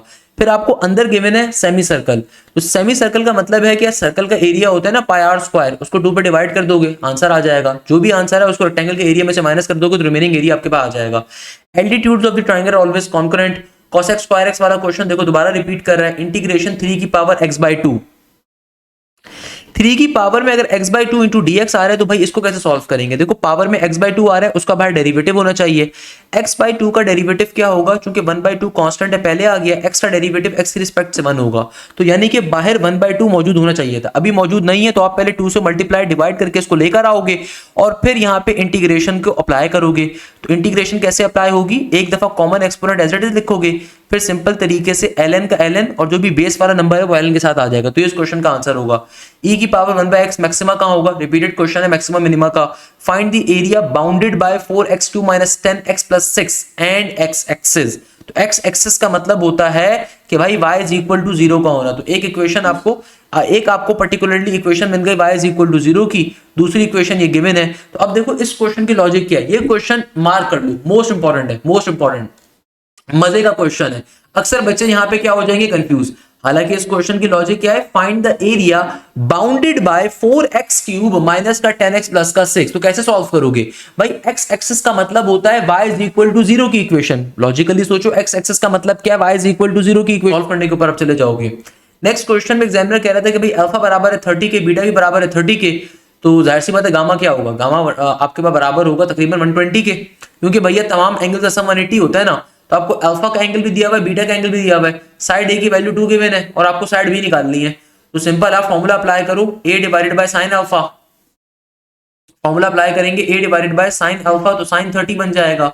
b की वैल्यू निकालनी है, डिवाइडेड बाय sin बीटा, तो ये भी sin 30 है, sin 30 कट गया, तो b की वैल्यू भी 2 यूनिट्स के बराबर होगी। वैसे लॉजिकली सोचो तो अगर अल्फा का एंगल और बीटा का एंगल बराबर है, दोनों साइड्स ही बराबर होंगी।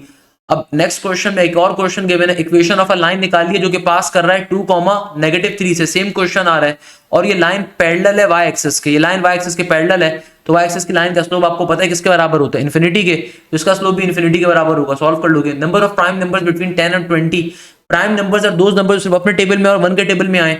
10 से लेके 20 के दरमियान के प्राइम नंबर्स क्या क्या होंगे, 11 होगा, 13 होगा, 14 नहीं हो सकता, 15 नहीं हो सकता, 17 होगा, 19 होगा, ये प्राइम नंबर्स होंगे।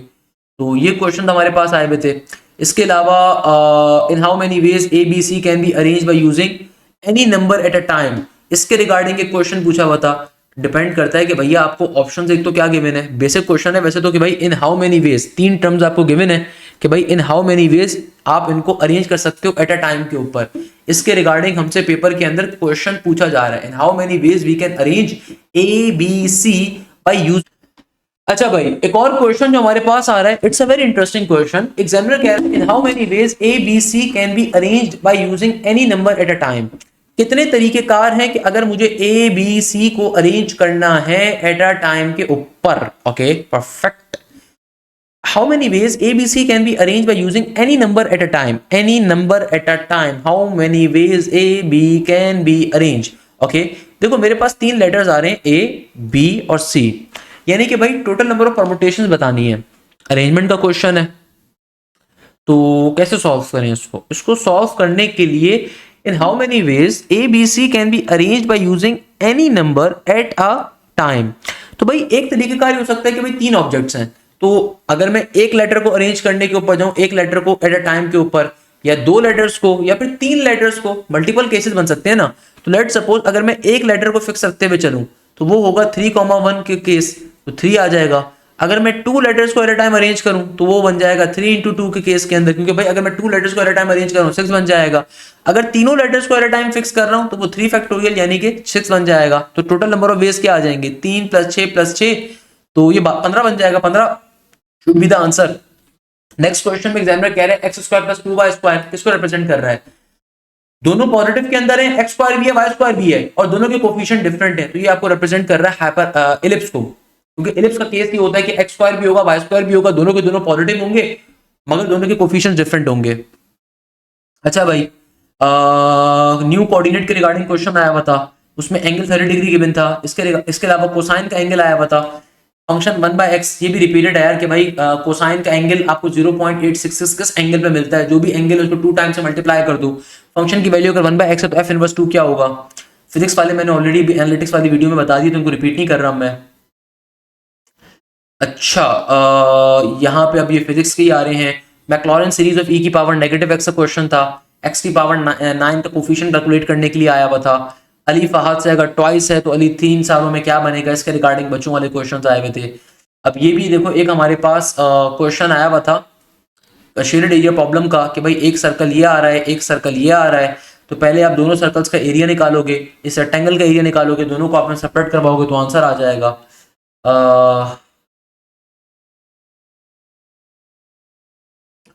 अब ये देखो ये वाले क्वेश्चंस काफी हद तक हमारे पास रोटेट हो रहे हैं, रिपीट कर रहे हैं।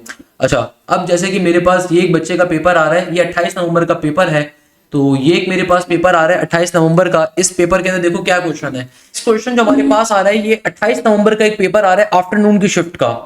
इसमें एग्जामिनर कहता है कि भाई x y axes are rotated at 45 degree, point -1, -6। Okay, तो यानी कि मेरे पास x का जो ओरिजिनल पॉइंट था -1 था, y का ओरिजिनल पॉइंट -6 था, यानी कि थर्ड क्वाड्रेंट में एग्जिस्ट कर रहे हैं। थीटा गिवन है 45 का। थीटा अगर 45 गिवन है ना, तो वैसे बाय द वे हमें बात मालूम है कि cos थीटा क्या बन जाएगा, cos 45 भी 1/√2 होगा और sin 45 भी 1/√2 होगा, दोनों की वैल्यू सिमिलर होंगी। अच्छा, तो सिंपल तरीके से आपका न्यू कोऑर्डिनेट क्या आ जाएगा? न्यू कोऑर्डिनेट निकालने के लिए मेरा पॉइंट क्या होगा? x = x × cos 45 और आगे प्लस का y × sin 45। तो x बराबर है -1 के और cos 45 बराबर होता है बेटा 1/√2 के, प्लस का y बराबर है -6 के × sin 45 दैट इज 1/√2। तो ये आ जाएगा √2 का √2, दोनों के नीचे आ रहा है -1 -6, नेगेटिव का 7 बन जाएगा, तो नेगेटिव का 7/√2। और दूसरे वाले केस के लिए वो होता है आपके पास नेगेटिव का x × sin थीटा प्लस का y × cos थीटा, जो फॉर्मूला हमारा एग्जिस्ट कर रहा होता है, इसमें डाल के चेक कर लोगे क्या पॉइंट आ रहा है। वैसे I believe negative negative positive का 1 - 6, नेगेटिव का 5/√2 आएगा, चेक कर लीजिएगा फिर भी आप। अच्छा, circle can not be always circumscribed, यानी कि सर्कल किसके अंदर हमेशा सर्कमस्क्राइब्ड नहीं हो सकता। आई गेस ये क्वेश्चन पूछ रहा है एग्जामिनर कि circle can not be always circumscribed, यानी कि उसके अंदर वो नहीं जा सकता। किसके अंदर नहीं जा सकता? Circle can not always be circumscribed. Rectangle, square, rhombus. देखो स्क्वायर जो होता है ये हमेशा एक साइक्लिक ऑपरेशन को देता है, रेक्टेंगल भी साइक्लिक होता है, इसके अलावा ट्राइंगल भी होता है, मगर जो रोम्बस होता है ना, it can not be always the cyclic, it can not be always the cyclic, इस तरह का है। 45 की रोटेशन के ऊपर एक एमसीक्यू सॉल्व था कैलकुलस के अंदर से, काफी सारे एमसीक्यू से। कैलकुलस का मतलब होता है limits, derivative, integration. Sequence series से मोस्टली उसके क्वेश्चन से। अच्छा, बाकी बच्चे ने मैं रिव्यू ही शेयर किया हुआ है तो उसको पढ़ने की जरूरत नहीं है। अच्छा, एक और क्वेश्चन बच्चा शेयर कर रहा है कि भाई देयर आर 4 men, मर्द 4 आ रहे हैं, औरतें मेरे पास 5 आ रही हैं। Committee of 5 member is to be formed, what is the arrangement are possible if 4 out of 5 members are men।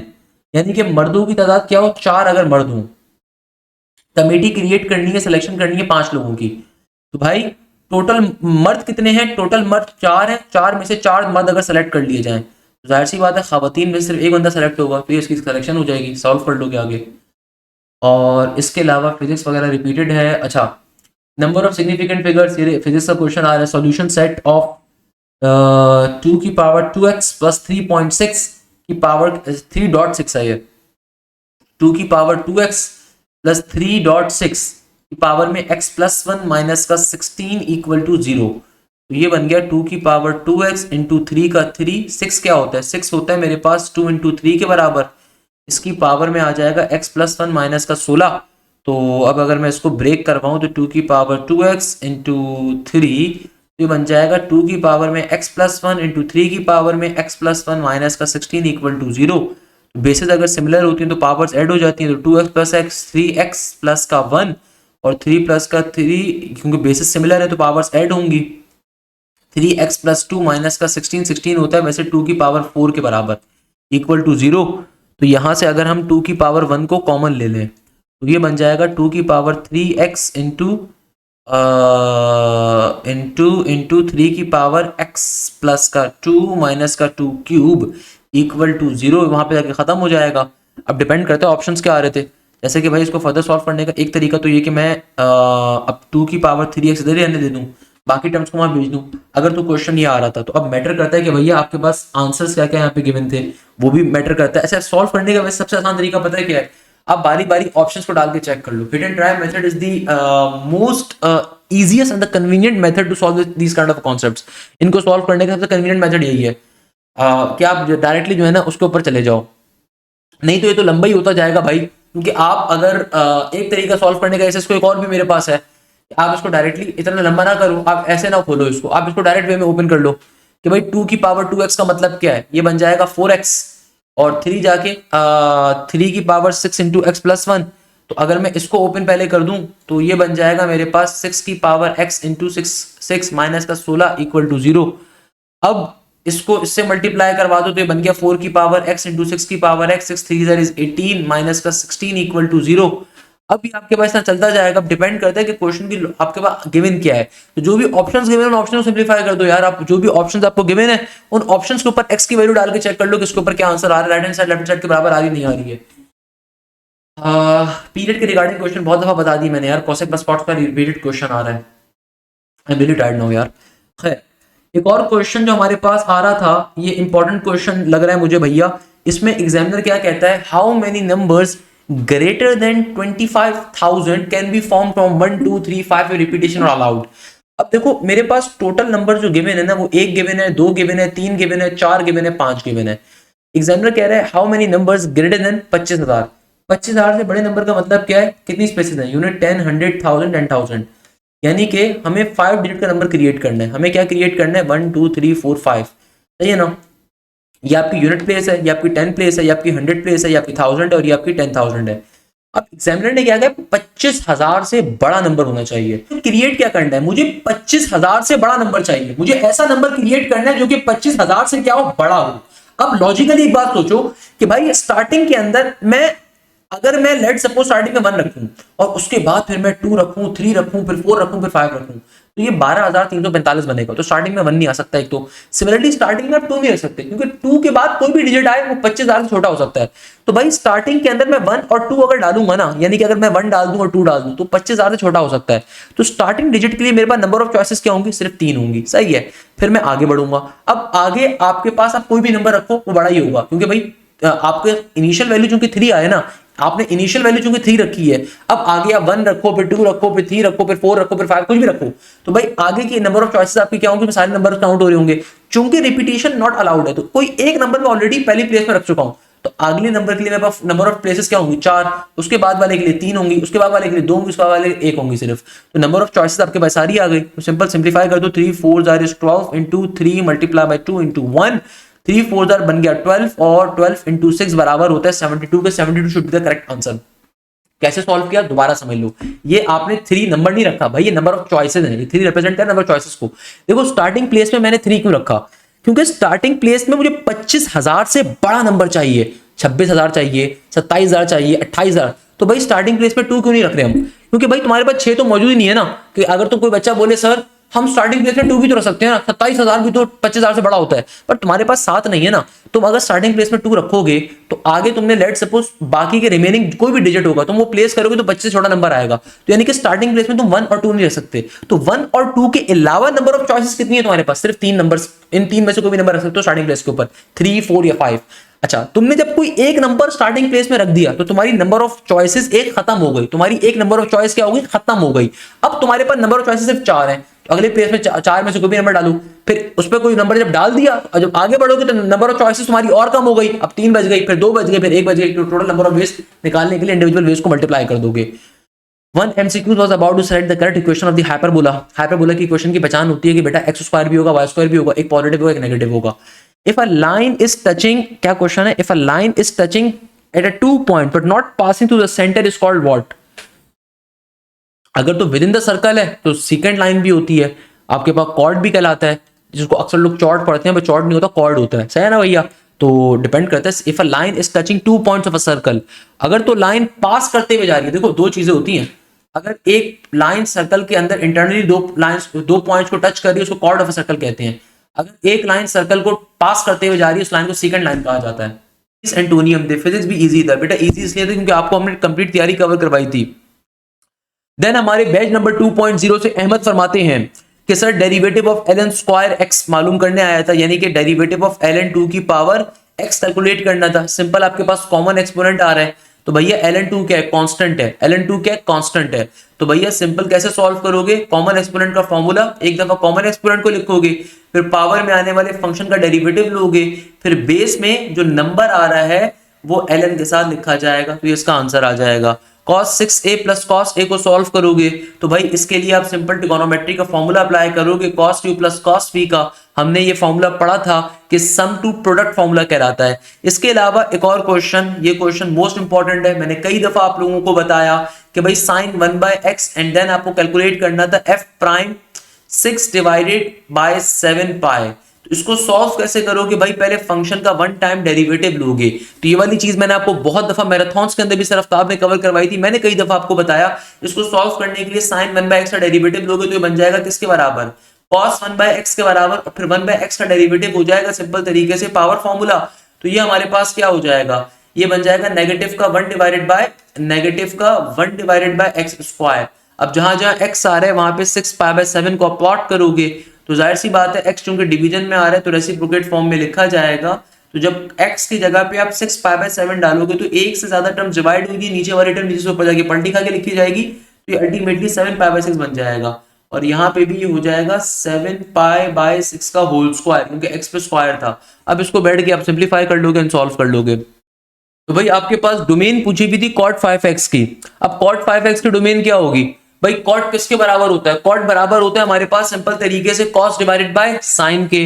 तो भैया यानी कि चूंकि यहाँ पे cot 5x गिवन है तो ये आपके पास sin 5x कहां पे 0 होगा? 0 डिग्री के ऊपर होगा ना, 0 sin 0 0 होता है क्योंकि। तो यानी कि आपकी डोमेन क्या आ जाएगी? cot 5x की डोमेन क्या होगी? ये होगी डोमेन पूछी हुई है ना, all the x can not approach to n π/5 के बराबर, क्योंकि एंगल आपको 5 का गिवन है। देन ये वाला क्वेश्चन हमारा ऑलरेडी रिपीटेड है।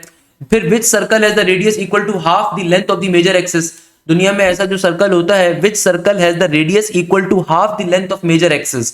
इसके रिगार्डिंग क्वेश्चन पूछा हुआ था। सही है, मैं भी क्वेश्चन आपको जो इंपॉर्टेंट क्वेश्चन साथ साथ वो सॉल्व भी करवा रहा हूं, अदरवाइज मैं आपको ओवरव्यू भी दे रहा हूं कि भाई फिजिक्स में कैसे क्वेश्चन थे, मैथ्स में कैसे क्वेश्चन थे।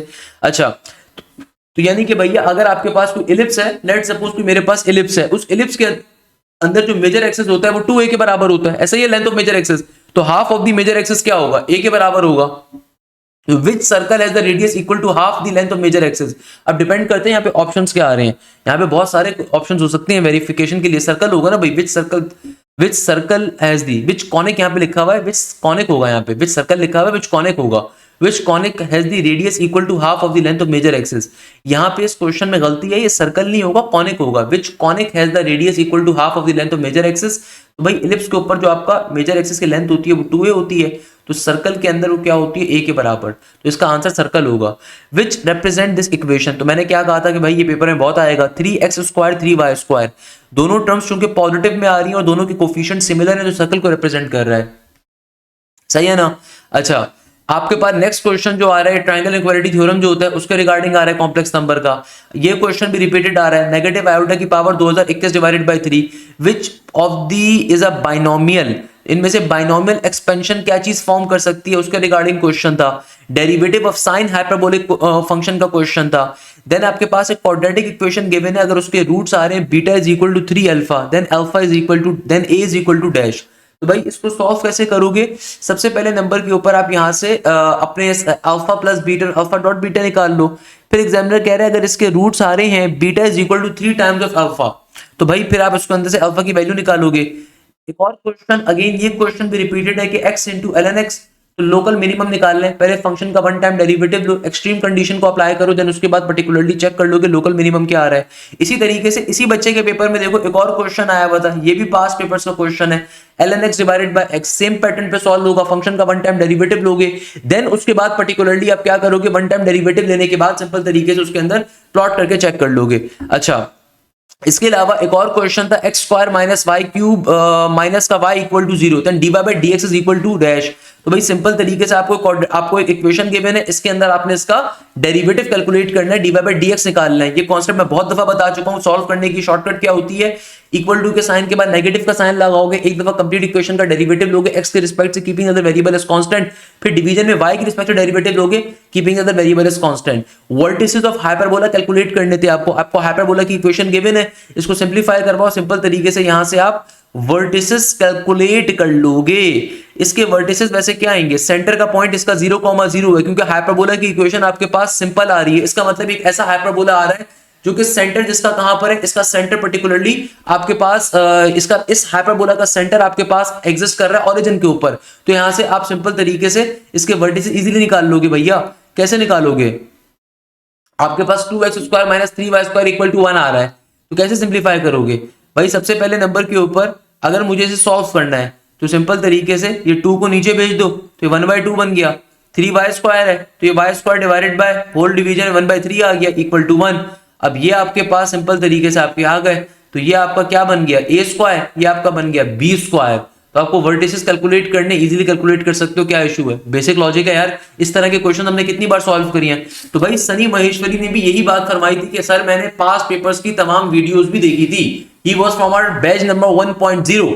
तो इस बच्चे ने भी क्या कहा था, मैथ्स में 93 का स्कोर लेकर आया हुआ है, बच्चे ने बात साफ तौर पे फरमाई थी कि भैया मैंने सर आपके पास्ट पेपर्स के तमाम लेक्चर्स को लिया था। अच्छा, मैथ्स के क्वेश्चंस को मैं अलग से भी डिस्कस कर रहा हूंगा, तो भाई मैं सारे भी मैथ्स के क्वेश्चंस नहीं पढ़ रहा, हम बाकी क्वेश्चंस भी देख लेते हैं। अच्छा, इसके अलावा हमारे पास एक और बच्चे का पेपर ही आता है कि भाई मैथ्स के अंदर arithmetic progression, geometric progression, derivative, equation of line, conic section, these were the topic that comprised 40 plus question the net. It was a mixture of both 11 and 12 integration related questions were around 2 or 3. English के अंदर synonyms were quite different from what we were going through. Spelling correction was a popular topic in test. 3 questions were from comprehension based. अच्छा, मैं maths के question को इतना discuss नहीं कर रहा, ये एनालिटिक्स वाली वीडियो, मैथ्स के क्वेश्चन को अलग से मैथ्स की वीडियो में डिस्कस कर लूंगा, सही है ना भाई।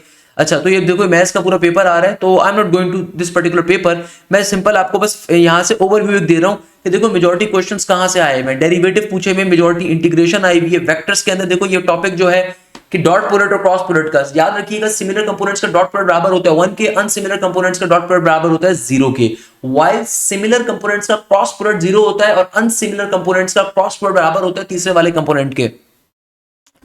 अच्छा, हमारे पास इसके अलावा कॉनिक्स और स्ट्रेट लाइन से क्वेश्चन थे। फिजिक्स के अंदर देख लो भाई, फिजिक्स के अंदर क्वेश्चंस पूछे हुए the variable in thermodynamic process के, हेजनबर्ग प्रिंसिपल का फॉर्मूला पूछा हुआ था, न्यूटन के थर्ड लॉ की स्टेटमेंट पूछी हुई थी, power is equal to f का कॉन्सेप्ट पूछा हुआ था।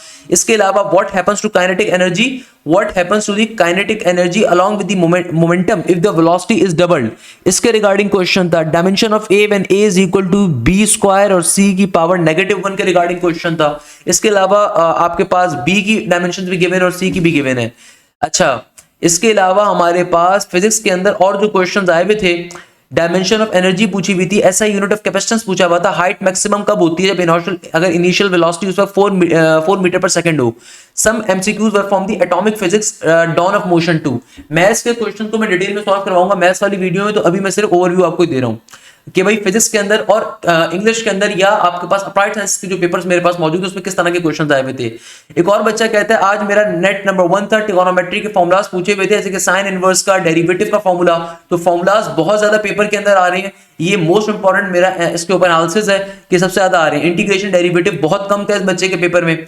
इसके अलावा बच्चा बताता है कि कॉनिक सेक्शन बहुत ज्यादा एमसीक्यूज आए हुए थे, जैसे कि पैराबोला की डायग्राम के बारे में पूछा हुआ था, हाइपरबोला का फॉर्मूला पूछा हुआ था। इंग्लिश के पोर्शन थोड़ा ट्रिकी था, सोनियो मुश्किल थे, लेकिन फिजिक्स जो आपने पास पेपर्स के एमसीक्यूज कराए थे सारे वही थे, यानी कि फिजिक्स की मैराथन प्रोफेसर हंसला की काफी काम आ रही है। और matrices and probability of combination के 8 से 9 एमसीक्यूज थे, 20 से 25 एमसीक्यूज एनालिटिकल ज्योमेट्री के थे और 2 स्लोप वाले एमसीक्यूज थे। इनवर्स फंक्शन वाले एमसीक्यूज भी ज्यादा थे। सर हाशिम की शॉर्ट ट्रिक्स बहुत काम आई, मगर चूंकि मैं बैच 3.0 से हूं तो मैंने रिकॉर्डेड लेक्चर से इंपॉर्टेंट टॉपिक्स से खाली कंप्लीट करे थे, ज्यादा इंपॉर्टेंट टॉपिक्स कवर नहीं कर पाया था, एमसीक्यूज मेरे छूट गए इंग्लिश के। सर बिलाल की बेसिक मैथ्स वाली वीडियो काफी हेल्प कर रही थी, सर बिलाल ज़िया। सर इंशाल्लाह नेट 2 अच्छा होगा, मेरा नेट का एग्जाम था उसमें इंग्लिश ज्यादा टफ लगी, मुश्किल सोनियम पूछे हुए थे, मैथ्स का मिक्सचर था, काफी एमसीक्यू आसान भी थी, जैसे कि साइन वगैरह का पीरियड पूछा हुआ था। यानी कि भैया एक कॉन्सेप्ट जो पेपर में बहुत आ रहा है मैथ्स के अंदर, जो हर दफा पेपर में बहुत आता है, साइन का, कॉस का, टेंजेंट का पीरियड। पीरियड जो होता है आपको उसको निकालना आना चाहिए, पीरियड कैसे कैलकुलेट करते हैं। लेट सपोज अगर कहीं पे लिखा हुआ है आपके पास साइन 2 डिवाइडेड बाय 3x, इसका पीरियड क्या होगा, तो साइन का स्टैंडर्ड पीरियड होता है 2 पाई के बराबर। जो भी वैल्यू तुम्हारे एंगल से डिवाइड हो रही है दूसरी तरफ जाके मल्टीप्लाई हो जाएगी, और जो मल्टीप्लाई हो रही है यहाँ पे आके डिवाइड हो जाएगी, तो उसका स्टैंडर्ड पीरियड आ जाएगा 3 पाई के बराबर। इसके अलावा फिजिक्स के अंदर किस तरह के क्वेश्चंस थे बच्चा वो बता रहा है। अच्छा इसके अलावा यहाँ से हम पहुंचे हुए थे ना, कॉस की वैल्यू दी हुई थी, उसके हमें बेस वगैरह से कॉसेक फाइंड करना था, कॉस टू थीटा के तीनों फॉर्मुलाज गिवन थे। इसके अलावा एसेंट्रिसिटी ऑफ एलिप्स पूछी हुई थी, वेक्टर्स के क्वेश्चंस आए हुए थे। इसके अलावा परमुटेशन वाले क्वेश्चंस पूछे हुए थे, समेशन वाले क्वेश्चंस आए हुए थे। समेशन बहुत आ रहा है पेपर के अंदर, समेशन के ऊपर लाजमी तौर पर वर्किंग करके जाएं। भाई मैं ये आपको तमाम बच्चों को ओवरव्यू बता रहा हूं जिन्होंने 28 नवंबर 29 नवंबर को आज पेपर दिया। इसके अलावा फिजिक्स के मोस्टली सेकेंड ईयर बेस था, फिजिक्स के अंदर सिंपल हार्मोनिक मोशन से एमसीक्यूज आए हुए थे, हेसेनबर्ग प्रिंसिपल देखो इस बच्चे ने भी बताया है। इसके अलावा वेव्स की इंटरफेरेंस में से 3 एमसीक्यूज थे, इसके अलावा पाथ डिफरेंस के ऊपर एमसीक्यूज थे, वेलोसिटी डिफरेंस करके कुछ और ऑप्शंस गिवन थे, और बाकी मोस्टली मॉडर्न फिजिक्स के एमसीक्यूज थे, एंगुलर मोमेंटम के और एंगुलर वेलोसिटी के रिलेटेड भी थे। एक एमसीक्यूज था उसमें उन्होंने सेल्फ इंडक्शन का यूनिट पूछा हुआ था, उसका आंसर हेनरी था। एक एमसीक्यूज में उन्होंने डायमेंशन पूछी हुई थी इलेक्ट्रिक फील्ड की, और एक में डायमेंशन गिवन थी और उसको कंपेयर करके मेन्यू डायमेंशन बतानी थी कुछ इस तरह के। ये वाले डायमेंशन वाले तो बहुत सारे ही आ रहे हैं। अच्छा मैथ्स के अंदर कुछ कॉनिक सेक्शन वाले क्वेश्चन, हाइपरबोला की इक्वेशन पूछी हुई थी और कुछ पॉइंट्स देकर साथ डायग्राम पूछी हुई थी कि इक्वेशन बनाएं। शेडेड रीजन वाले क्वेश्चन थे, उसमें उन्होंने एरिया ऑफ सर्कमफेरेंस के हवाले से कुछ पूछा हुआ था। अच्छा इसके अलावा एक और बच्चा अपना पेपर शेयर करता है कि सर सिनोनियम्स के अंदर फ्रेंजी, हमारे पास इंग्लिश का भी पेपर आ रहा है। देखो इंग्लिश सबकी सिमिलर होती है, इंग्लिश सबकी सांझी होती है, सही है ना भैया। इंग्लिश का एक ही सॉफ्टवेयर नस के अंदर, वही अप्लाइड साइंसेस के अंदर, वही नस बिजनेस स्कूल एलबी के अंदर, वही इंजीनियरिंग के अंदर इस्तेमाल होता है। तो सिनोनियम्स कि आपके पास जो आए हुए थे फ्रेंजी था, इसके अलावा ये था, इसके अलावा ये आ रहा था। स्पेलिंग के अंदर आपके पास डिफरेंट तरह की स्पेलिंग के रिगार्डिंग क्वेश्चन थे। इसके अलावा ये क्वेश्चन आपके पास एक रिपीट हो रहा है, efficiency 0, log 0, Venn diagram 0, permutation 0, diagram domain and range 0। अब मुझे नहीं पता है क्या आप कहना चाह रहे हैं 0। ओके तो ये कुछ क्वेश्चंस थे। अच्छा इसके अलावा ये क्वेश्चन आपके पास एनबीएस का, ये नस बिजनेस स्कूल का पेपर है, तो इसके अंदर देखो ये x + 1/x = 29 और x की पावर x² प्लस का 1/x² की वैल्यू कैलकुलेट करनी थी। एक क्वेश्चन था इंग्लिश के अंदर कि वर्ड यूथोपिया रेफर किसको करता है। Also 2 questions were from the binomial theorem. एक क्वेश्चन था group portion like if g has 1 2 3 4 and some value like 1 2 1 1 2 1 1 and e some values, then g not equal to f, g is equal to f is equal to e, g not equal to e, g is equal to f। तो इसके regarding questions पूछे हुए थे। अच्छा physics के अंदर आपके पास बच्चे ने अपना क्वेश्चन बताया भाई कि फिजिक्स के अंदर 2 क्वेश्चन वेक्टर से आए हुए थे, कि आपके पास सिंपल वेक्टर्स का इस तरह का एक क्वेश्चन था, earth from non inertial frame के रिगार्डिंग क्वेश्चन था, सही है ना भैया। और ये आपको ऑप्शंस गिवन थे। मैथ्स के अंदर पाई को रेडियंस के अंदर कन्वर्ट करने के रिगार्डिंग था, कॉस और टेंजेंट 3π/5 के रिगार्डिंग क्वेश्चन था। अगर a10 की वैल्यू 4 है, a10 की वैल्यू 7 है, a10 की वैल्यू 4 है, then find the 17 terms, something like that। but shall remember a10 was having 2 values, something like, नहीं 2 वैल्यूज कैसे होंगी यार, या तो A4 की वैल्यू 10 होगी और या फिर A7 की वैल्यू 10 होगी, समथिंग लाइक दैट। भाई बहरहाल आपके पास दो टर्म्स यहाँ पे गिवन है और आपको 17वीं टर्म कैलकुलेट करनी है। Cos inverse into tangent inverse root 3/5 के रिगार्डिंग क्वेश्चन था। तो भैया मुझे नहीं पता बाहर कॉस कॉस मौजूद होगा, कॉस इनवर्स नहीं होगा बाहर यार, कॉस मौजूद होगा बाहर। तो cos into tangent inverse root 3/5 ये क्वेश्चन एग्जिस्ट कर सकता है, कॉस इनवर्स थोड़ी मौजूद होगा। ये क्वेश्चन होना चाहिए था cos into tangent inverse root 3/5। तो इसको आप फिर सॉल्व कर सकते हो, फिर इसको सॉल्व करोगे टेंजेंट इनवर्स को कॉस इनवर्स में कन्वर्ट करोगे तो कॉस इनवर्स से कॉस कट जाएगा और सिंप्लीफाई करवा लोगे। 14 players playing 2 players leading other players, इसके रिगार्डिंग कुछ क्वेश्चंस था। अब एक आपको यहाँ पे मैट्रिक्स गिवन है, उस मैट्रिक्स के अंदर आपको डिटरमिनेंट कैलकुलेट करना है a की पावर 2010 प्लस a की पावर 2009। बहुत सिंपल है यार ये।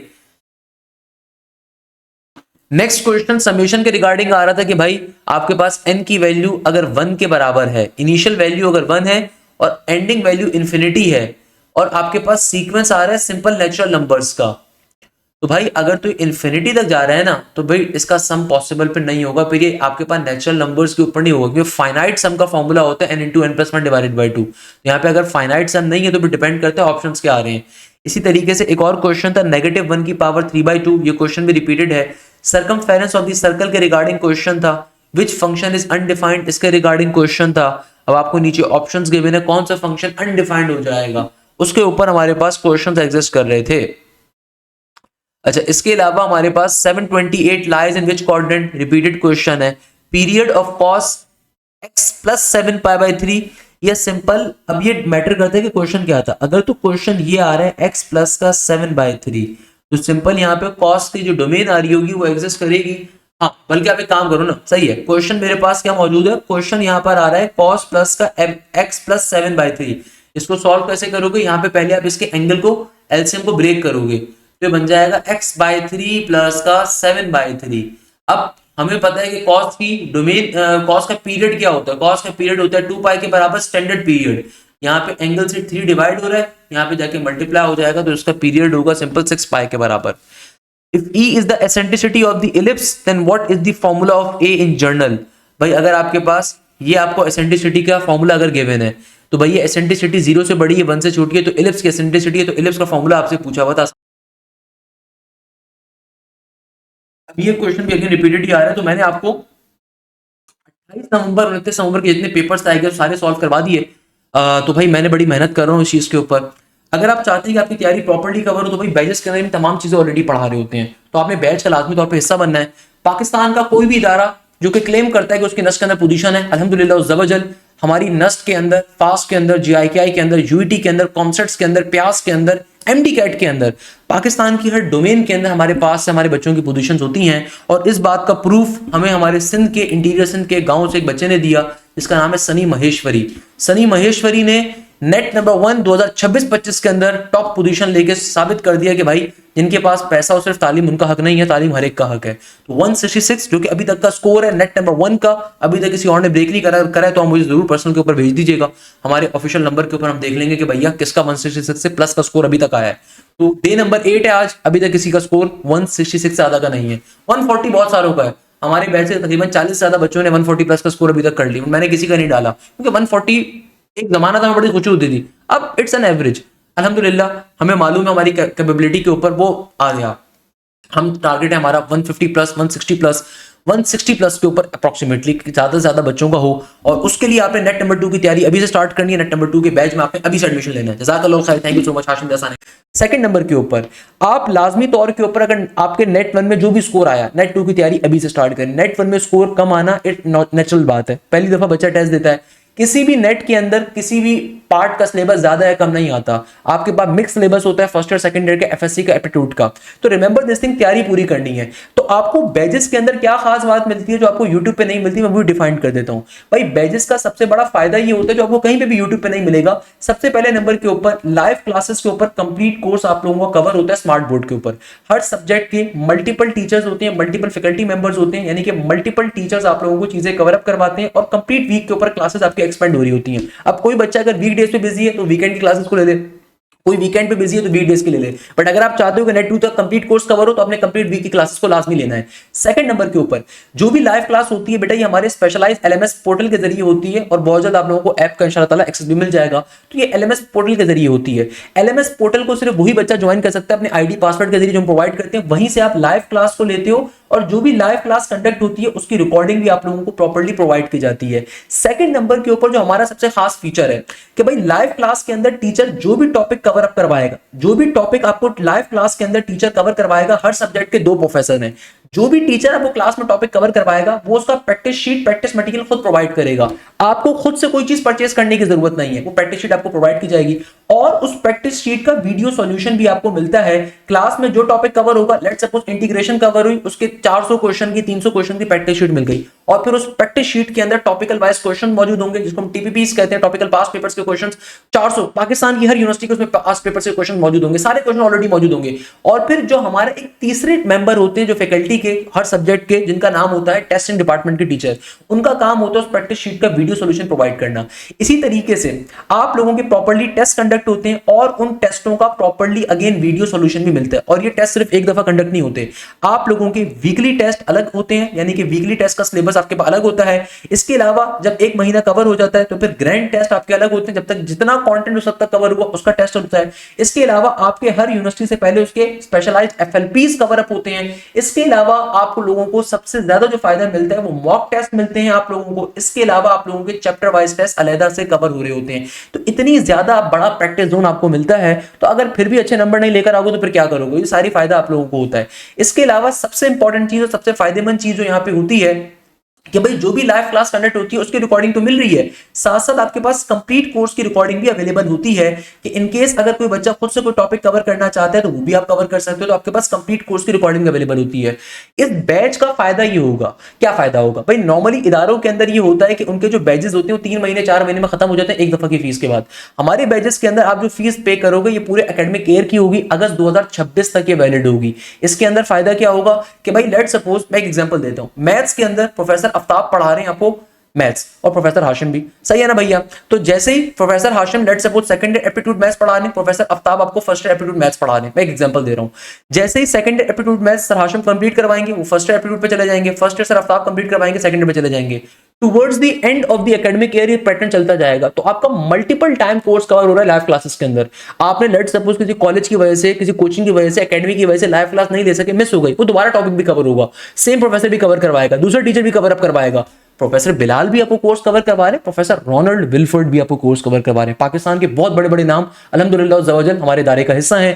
प्रोफेसर आफ्ताब एचओडी हैं भैया, मैथमेटिक्स के कॉमिक्स कॉलेज का बड़ा मशहूर कॉलेज है। प्रोफेसर एहतशाम इंग्लिश के हैं, सही है ना। मिस दोहा जैन है बिजनेस की तैयारी के लिए। सैयद बिलाल साहब हमारे पास मौजूद है बिजनेस यूनिवर्सिटीज की तैयारी के लिए। अप्लाइड साइंसेस के अंदर केमिस्ट्री के अंदर प्रोफेसर शहरियार भी हैं, और प्रोफेसर आपके पास साद अक्कार भी हैं। तो भाई आप लोगों का कंप्लीट कोर्स कवर होगा। बायोलॉजी के लिए आपके पास प्रोफेसर शहरियार, प्रोफेसर शाफे मौजूद हैं जो कि खुद एमबीबीएस डॉक्टर हैं। तो भाई आप लोगों की, आप पाकिस्तान की किसी भी इंजीनियरिंग यूनिवर्सिटी की कंप्यूटर साइंस की तैयारी कवर कर रहे हो तो आपको जो बैच मिलता है वो नेट ईकेट का मिलता है। आप बिजनेस यूनिवर्सिटी की तैयारी कवर कर रहे हो, बीकेट के बैच में आते हो। आप अप्लाइड साइंसेज या एमडीकेट की तैयारी कर रहे हो तो एमडीकेट के बैचेस के अंदर आते हो।